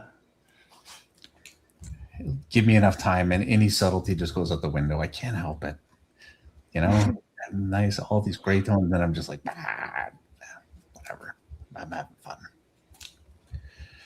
All right. Okay. I'm gonna try some white splatter. So you're thinking just like along here, that kind of like. Oh, that's a nice touch of white there for the reflective light on the mask on the face. That's awesome. Oh, thank you. That's awesome. Yeah, someone in the chat got it. Sorry. My joke didn't fall flat. Someone got it. I love that distinction in the legs that you have, and how you left the white, the front leg unrendered, and the back leg, it's getting lost in the light. Like, it is bringing the figure so much three-dimensionality just by doing that. Like, that's awesome. It's both rendered as light rather than just unrendered. Like, that's awesome. That's just awesome. It's totally my genius that came up with that too, by the way. For anybody that wasn't here when Victor said, do that. So yeah, I never would have done that. Not like I never would have occurred to me to try that. And yeah, I'm so happy with how that turned out. That's awesome. What I was saying about that light that you have descending on his shoulders and his head, because that's a bright light and it's against a dark, like bat cave, basically. Yeah. Like there's going to be this potentially an ambient sort of effect where the spotlight captures floating dust. And so if you sprinkled just a little bit of floating dust along the edges of that light, like it would look like it would look like that sort of floating dust coming out of, and just activate the movement, like he's emerging from it, right? And there's there was a battle, and there's all kinds of dust up and just things going on around him. It's not just a graphic black background, right? Like he's emerging from the cave, and right, that sort of thing. Yeah. All right. Oh, that looks cool. Like I'll just stop painting. I'll just watch you. No. Like, this is awesome. This is awesome. Dang it. Got a little carried away. All right. I never want to draw anything without you here to help again. This is the best. Yeah, I've always wanted to do work more like this, you know, and I That's never awesome. had the confidence to just go and just like try this stuff. My white, unfortunately, is a little gray because everything's messy here. Like my water's, it is what it is, but. All right. That's awesome. So I think That is absolutely awesome. Thank you. I'm going to say done, right? You think? Yeah. I don't know. Like, so the next tendency I would have would be to start putting in like details everywhere. And that might be a mistake. I wouldn't like you. If you did, I would say experiment with not a marker, experiment with a Prismacolor pencil, just to define a volume inside a shadow. So for example, you know how when you have photography where there's shadow, but then you can see what's inside the shadow? Yeah. Like, so you could take your Prismacolor and work a little bit like, you know, the 6-pack with a few texture lines to sort of show you the light within the reflected light within the shadow, and that might give you more definition without it being completely like suddenly a coloring book outline, right? Okay, I'm gonna go and find a black Prismacolor. Super fine point, and just sort of like I wouldn't draw it. I would just create an impression of it. Okay. Of the forms. Plug it in my sharpener. All right, here we go. Okay. Because here's where your drawing brain is going to take over, and you're going to want to like detail it. Right. And let go.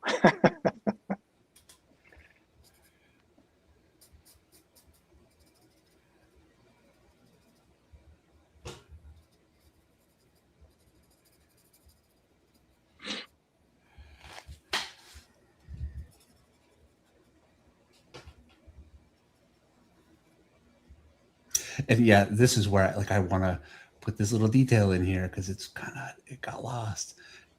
And I need to be, I think a little is all right. Just don't want to too much. Just enough so that the eye does its thing, the brain does its thing, and it finishes it for you. Yeah. Because if it stays too flat, then what happens is it just looks graphic. And if you're going for realism, it breaks the effect.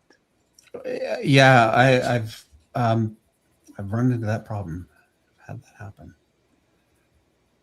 All right, I'm gonna stop because I don't know what I'm doing, and I feel like things will go very wrong. Yeah, sometimes just leave it alone and come back to it. Okay, I'm gonna do this.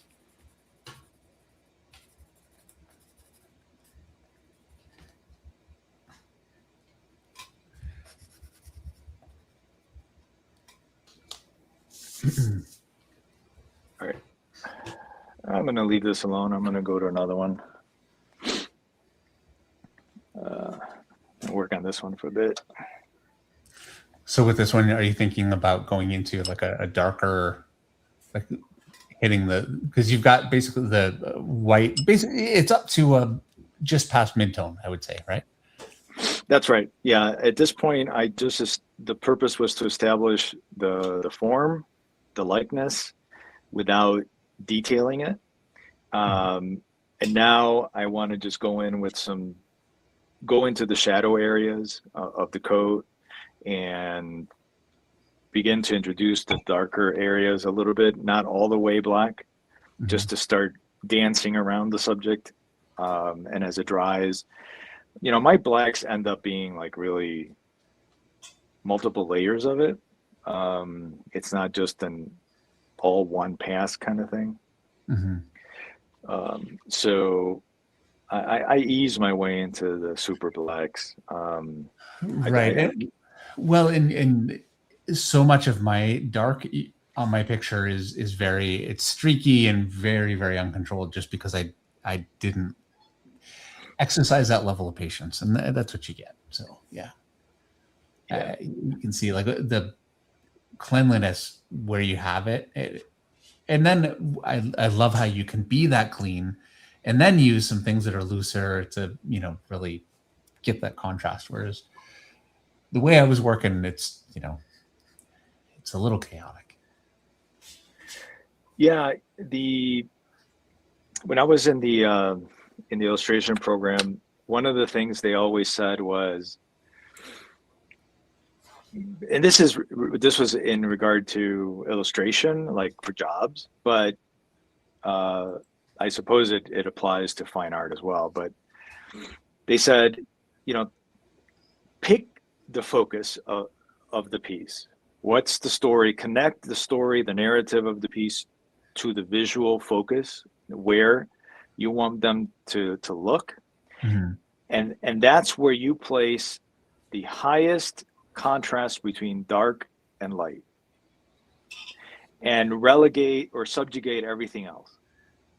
So don't put your brightest bright in more than one place if you have a very specific area of focus, right?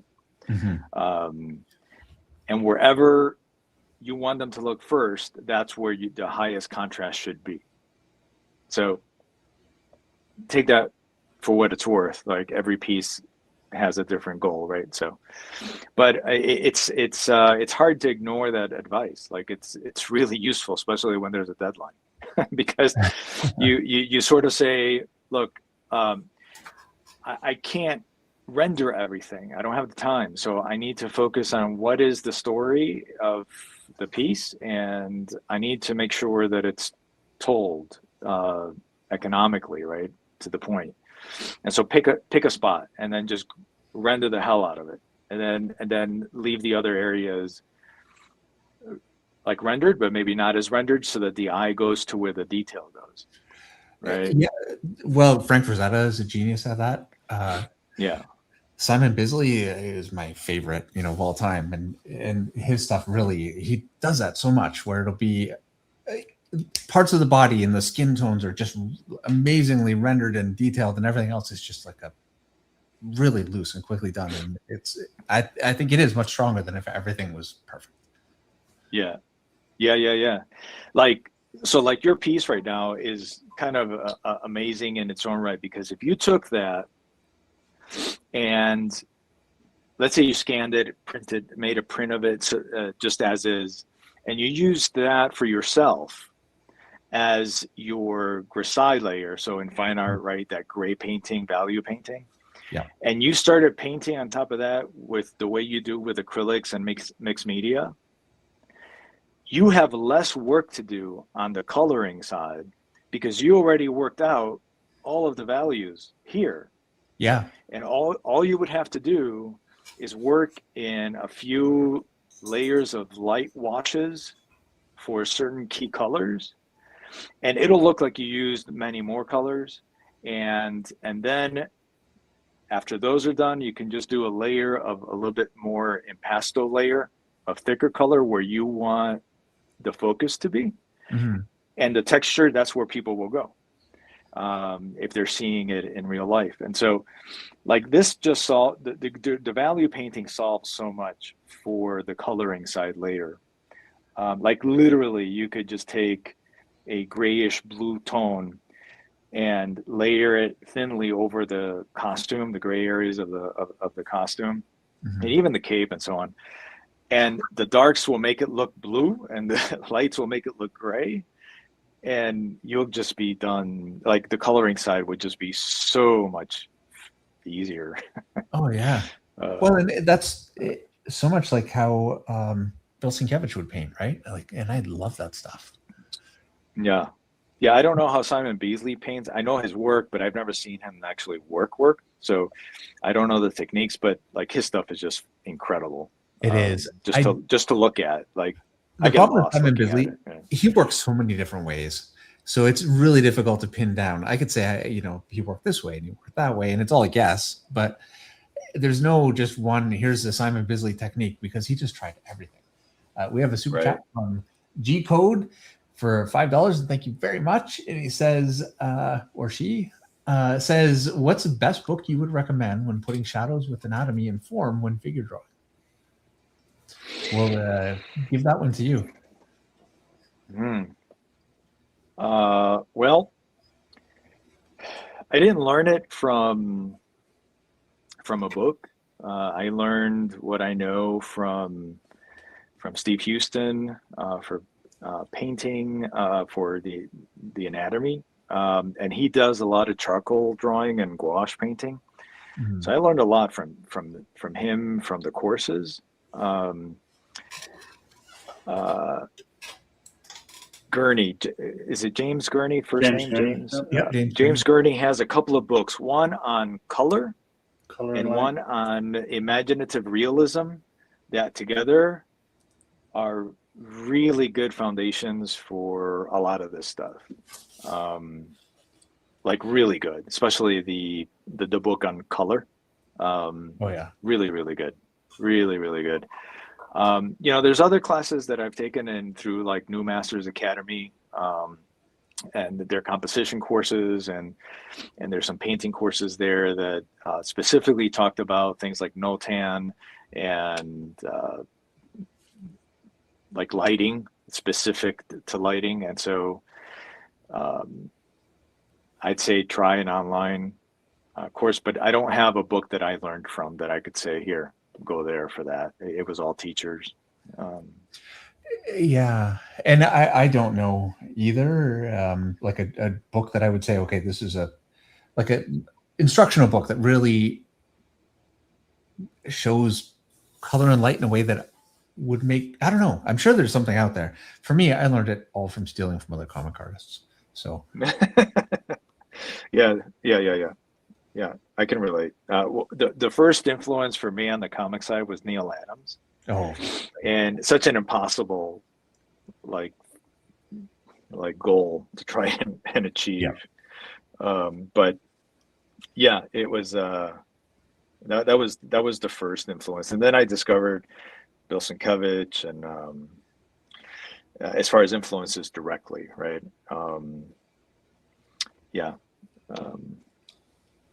And then I discovered Frank Miller, of course.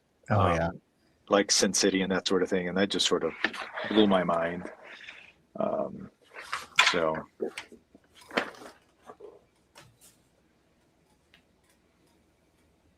it's really amazing to see the now, especially now that I'm not, you know, trying to paint my own piece. I'm just watching what you're doing and seeing this layer go on. You tend to do that. You tend to like finish before everybody, and then you keep saying you struggle, and then your videos, and then you're done before everybody. Well, it's the advantage of not knowing what you're doing. If I knew what I was doing more, I could spend longer. You know, like, I really think there's a certain amount of speed that comes from just not knowing. So I just throw something at it and go, oh, you know, I don't know. That's right. Yeah. Yeah. No, it's amazing how sometimes the most successful things you do are the ones you don't care. Like you throw it to the wind, right? And you just go, I'm just going to go for it. Yeah. And you let it go. And then you go, that kind of came out cool. Right. And then you leave it. And like I'm looking at the piece, and I know that you're saying you're struggling, but here's an example of how you let the environment because what happens is all the lost edges, all the interplay between the values, that just translates into the moment of Batman standing there, presumably in the Batcave, and you start to see it in 3 dimensions because you're allowing the eye to not just see in terms of flat colors, right? And so the more you stare at it, the more 3-dimensionality starts to emerge. Like it's awesome. It's awesome. I'll just sign up for your class. Yeah.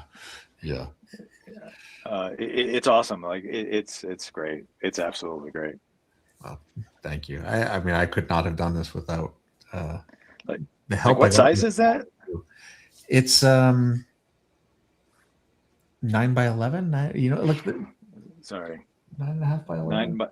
9 by 12. Okay. 9 by 12. Yeah. Nice. Very nice.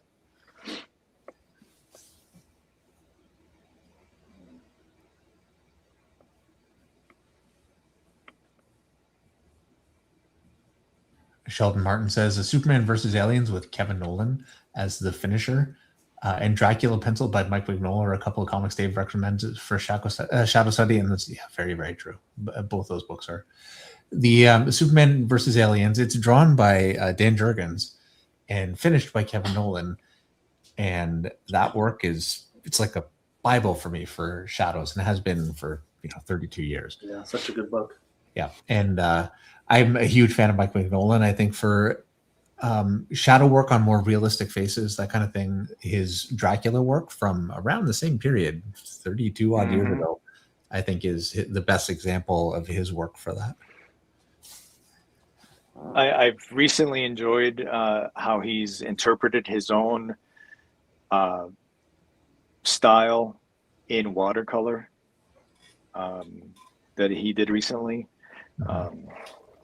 Like he went into full color and so on, and it was really interesting how he interpreted his own stark black and white style into colors and values through the watercolor paintings that and just beautiful color choices right away. He never showed the mistakes, but I don't know. It's not fair. It's not fair.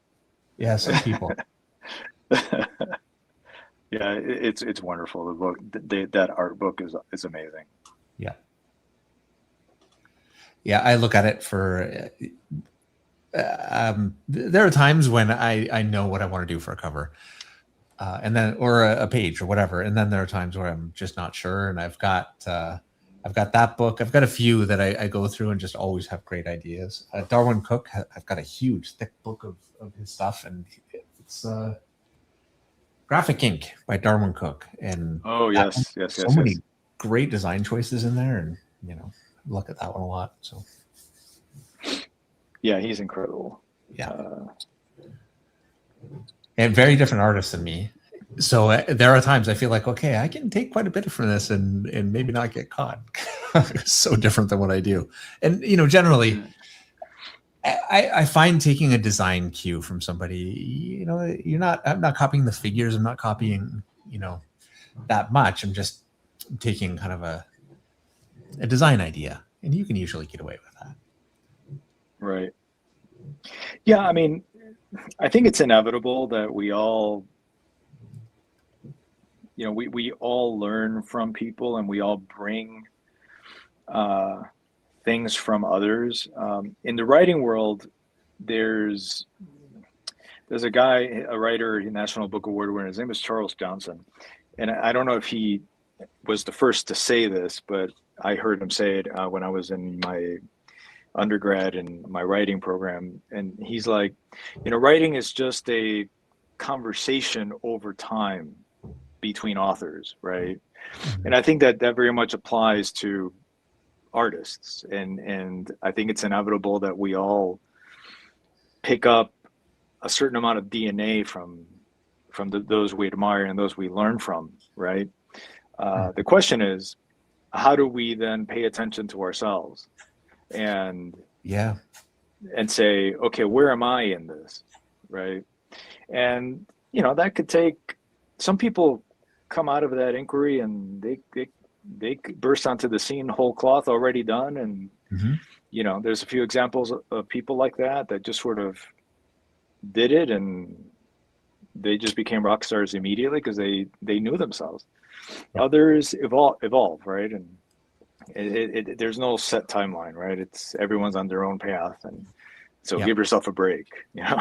Yeah, you have to, and it is true. I've seen artists that will come along, Arthur Adams, just right out of the gate with like such a great. I mean, he was Arthur Adams, right away, and then other people, it takes quite a bit longer. We had a comment from Keith Kamakawa. He says, "Bravo for Adventure is my favorite Toth book, and amazing for lighting and shadows." Yes. Especially the artist edition, which I don't have, and I'm thinking I need to write that down and get a copy of that. I think that's a great. Yeah, I'm lucky enough to have the artist edition of that, and I agree. Like, I mean, yeah, it's amazing. It's amazing to look at that artwork at full scale. Like, it's just crazy. Yeah.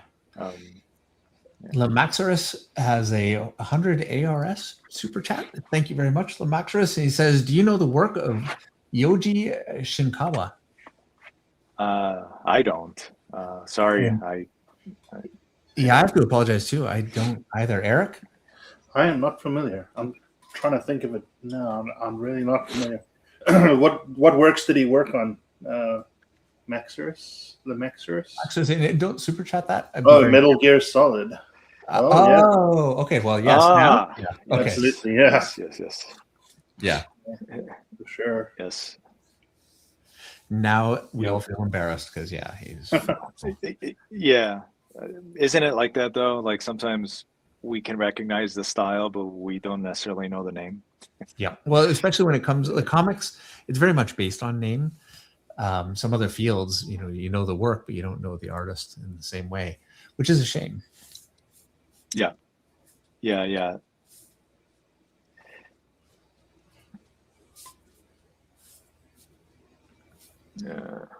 I'm going quiet because I was going to say something and I just completely blanked. I can't remember what it was. I don't know. Oh, right. I know what I was going to say. I wanted to see how Eric's is coming along. Oh, I've stopped. Okay, well, let's see how it ended up. Okay. Oh, always forget. I'm gonna unmute the camera. Or whatever. Show the visuals. Yeah, there you go. Yeah. Nice. Yeah, I mean, you got the control down. Yeah, I think I can massage it a bit more, but I'm kind of like. You know what I think you should do? Not that I'm the expert with this, but I think you should get out the splatter tool. The splatter tool and just go for it. Put splatter everywhere. You're not going to do it? Chicken. I am chicken.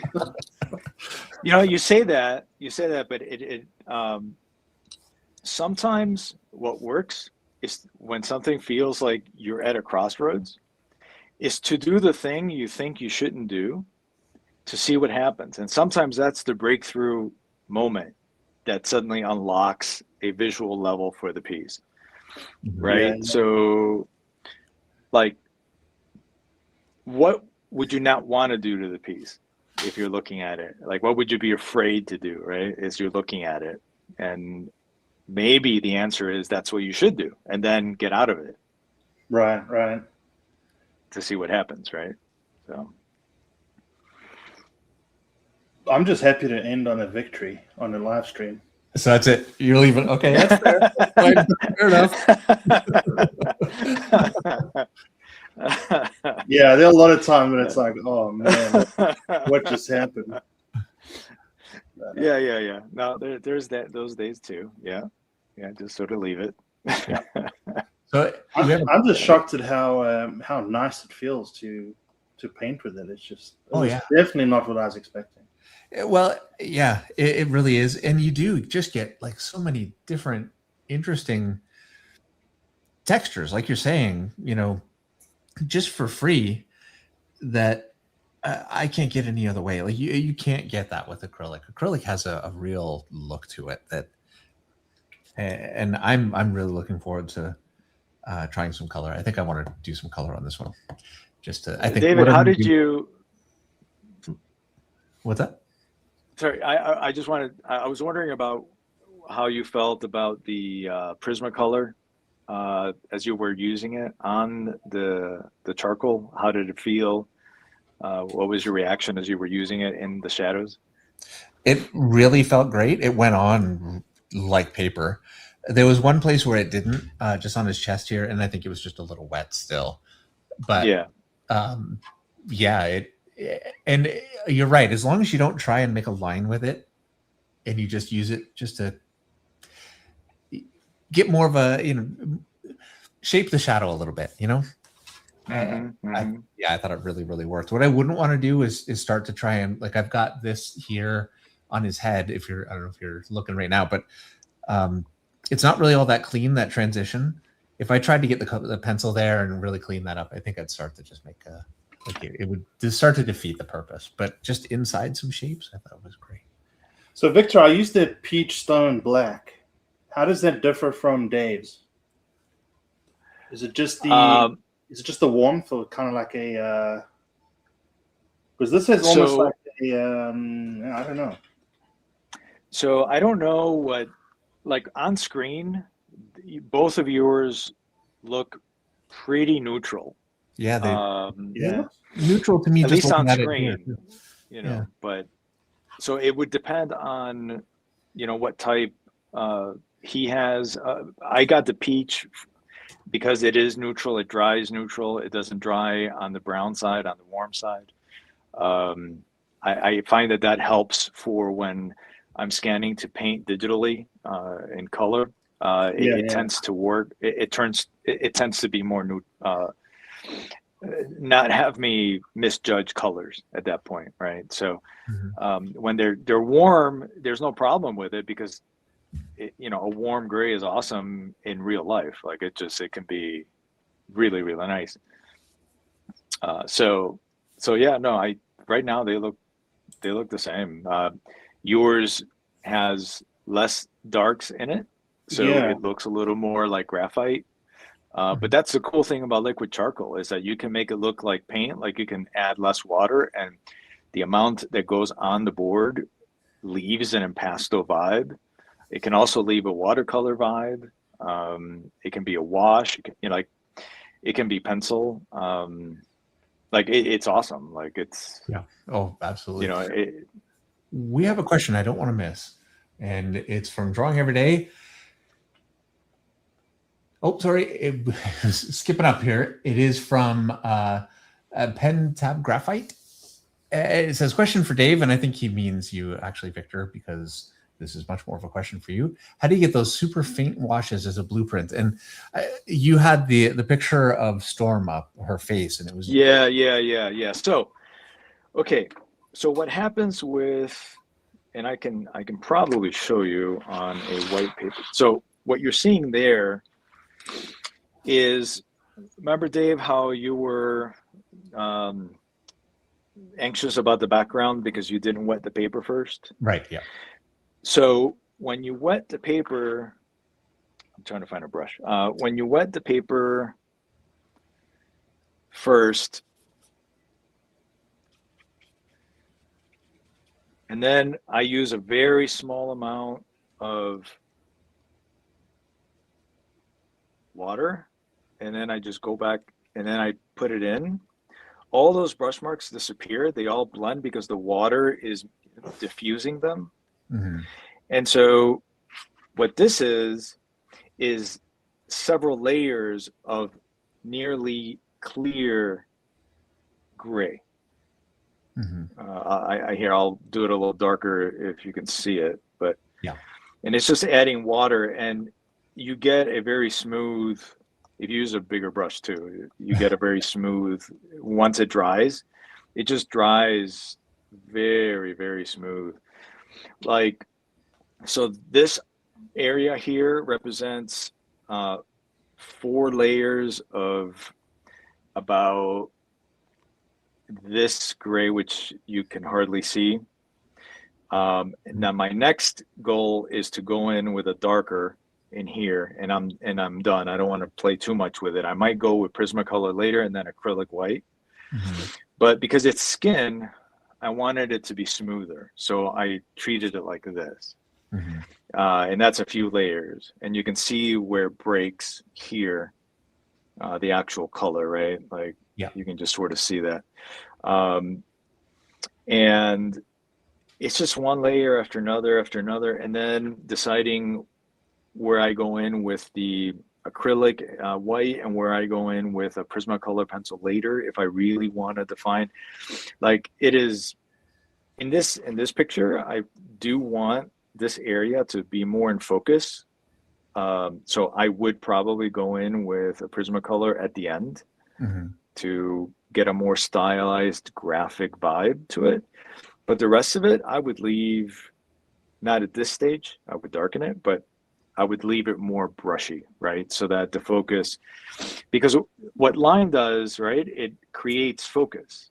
Wherever you put things like hatching or splatter or very hard edges, that's where the eye wants to look, especially if it's combined with high contrast of black and white.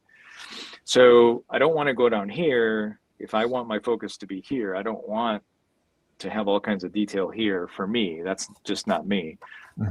Someone else might illustrate the whole thing and it would still be valid. But for the vibe I'm going for this, I don't need this to be super photo realistic. I just want the focus to be in her expression of defiance, right? So I just want that here. So I don't want the skin to have all kinds of detail, all kinds of shadow. I want the details and the lines to be here eventually, so that what we're seeing is the narrative part of this image, which is that defiance, that anger, whatever, right? Like that emotion. And then the rest of it is just to frame that emotion. Honestly, that's all it's for. You know, and it's kind of, it takes a while to get there where you stop seeing a thing for a thing. Like you stop seeing the body as a body or an arm as an arm, and you start going next level thinking in terms of what you're really capturing is a sense of balance, a sense of chaos, a sense of anger, a sense of happiness. And so then that becomes the thing you focus on. And how do you translate that visually in your illustration? And that's often the difference between just something that, you know, is in a coloring book and something that is like, you know, not to disparage coloring books, but like in terms of narrative, right? Like, right. Yeah. Something that leaves right, an impression and people remember. Like, yeah, like you take a look at the work of Frazetta and you can clearly see where the focus is in the story, and that's where it is. And everything else is subjugated to it. Like it's just, you know, so, but that's not to say that someone's style that is highly rendered is not right. Like, no, it's perfectly valid. Like I'm thinking of the work of course now the name escapes me, but the English gentleman who did Killing Joke and Brian Boland. That work is just insanely detailed, and Dave, your work is insanely detailed, and the hatching, and like, you know, it's awe-inspiring, and it achieves the same sort of energy. It's just, it has its own aesthetic language, right? That is cohesive, right? And that's the thing we all struggle. And sometimes, so we're trying a style and it gets combined with other languages, visual languages. And so, but once it comes together, when a visual style comes together, you get a Darwin Cook, you get a David Finch, you get a Brian Boland, you get a, right, Jack Kirby, because the language used is cohesive, right? And it comes through all the time, and you get the effects it wants to give you, and you're blown away by it, you know? So this is just another way, right, of creating a language, right? Frazetta has his language. But that's the struggle, right? If we're all starting, and so I talk like this because I'm still very early in the journey, so I'm still struggling with all this stuff and trying to find my own way around it. And so it constantly, it doesn't end for sure. Yeah, no, it doesn't. Okay, I hate to do this to you, but we have one more question I think is very, very good. It just came up. I was going to say, okay, well, but if you wouldn't mind, because we're all learning a lot right now. As long as you want me here, I'll be here. Okay. I won't keep you too long. But this is from D-Screw Gaming, and he says, or she says, can you soak previous soft layers with water, then charcoal over and over without damaging the layers underneath? The answer is mostly dependent on the paper that was used. Because if the paper is very thin and it's not meant, for example, for water media, the fibers in the paper are going to start eventually giving away, and they're going to start crumbling after too much use of water. So whether it's gouache or whether it's watercolor, liquid charcoal, it just doesn't matter. If you're introducing all kinds of water to a paper that can't handle it, it's going to break down. So the best bet is, it's why you always hear, get the thickest, best paper you can if you're going to work with like watercolor and just wet media. Just get the thickest, best paper you can, because it makes all the difference in the world. The other way to mitigate something like that, if you're already in it, is to use things like fixative and layers of matte medium to seal previous layers to keep working. So in acrylic, that works well because acrylic keeps drying and you can keep layering. But liquid charcoal, if you introduce it to paper, it adheres to the paper. But if you apply liquid charcoal to a surface that is glass or slick or non-porous, it will reactivate again. And so you're going to have some planning to do for the order of things, right? Like what you're going to do first, what you're going to do last. Otherwise, you might get caught in a corner, right, that you can't get out of visually, and you might need to start over, which is fine sometimes. Sometimes you need to start over, and you actually get the picture you wanted. Yeah. It's never my favorite when that happens, but sometimes. As long as there's no deadline, right? Yeah, right. There you go. And there's always a deadline. Well, thank you very, very much for coming on and doing this, but also being so incredibly informative, not only for the questions from all of you guys watching, and thank you all for watching, but also from me and Eric, and helping, with our work while we're doing this. I learned a lot. I'm really, really hoping I can maintain as much of the, soak in as much of this as I can, because I learned a lot. This has been really, really incredible. This is definitely top level stream. I'm so thrilled that we were able to do this. Definitely a lot of fun. No, thank you so much for following through and getting me on.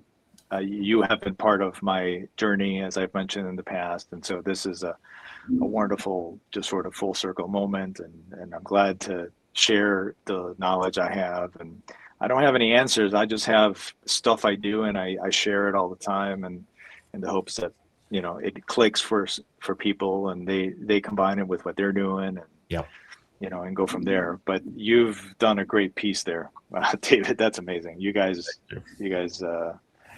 it's incredible. It is. Well, thank you again. And thank you to everyone watching. I hope you guys all have a great week. And I will see everybody on Monday. I don't know what I'm drawing on Monday, but we'll figure something out. So thank you again to Viktor Farro, and to Eric Grove, and to Meredith, who went to bed quite a while ago, actually. All right. Thanks, Eric. Thanks, everybody. Good night, everybody. Bye-bye.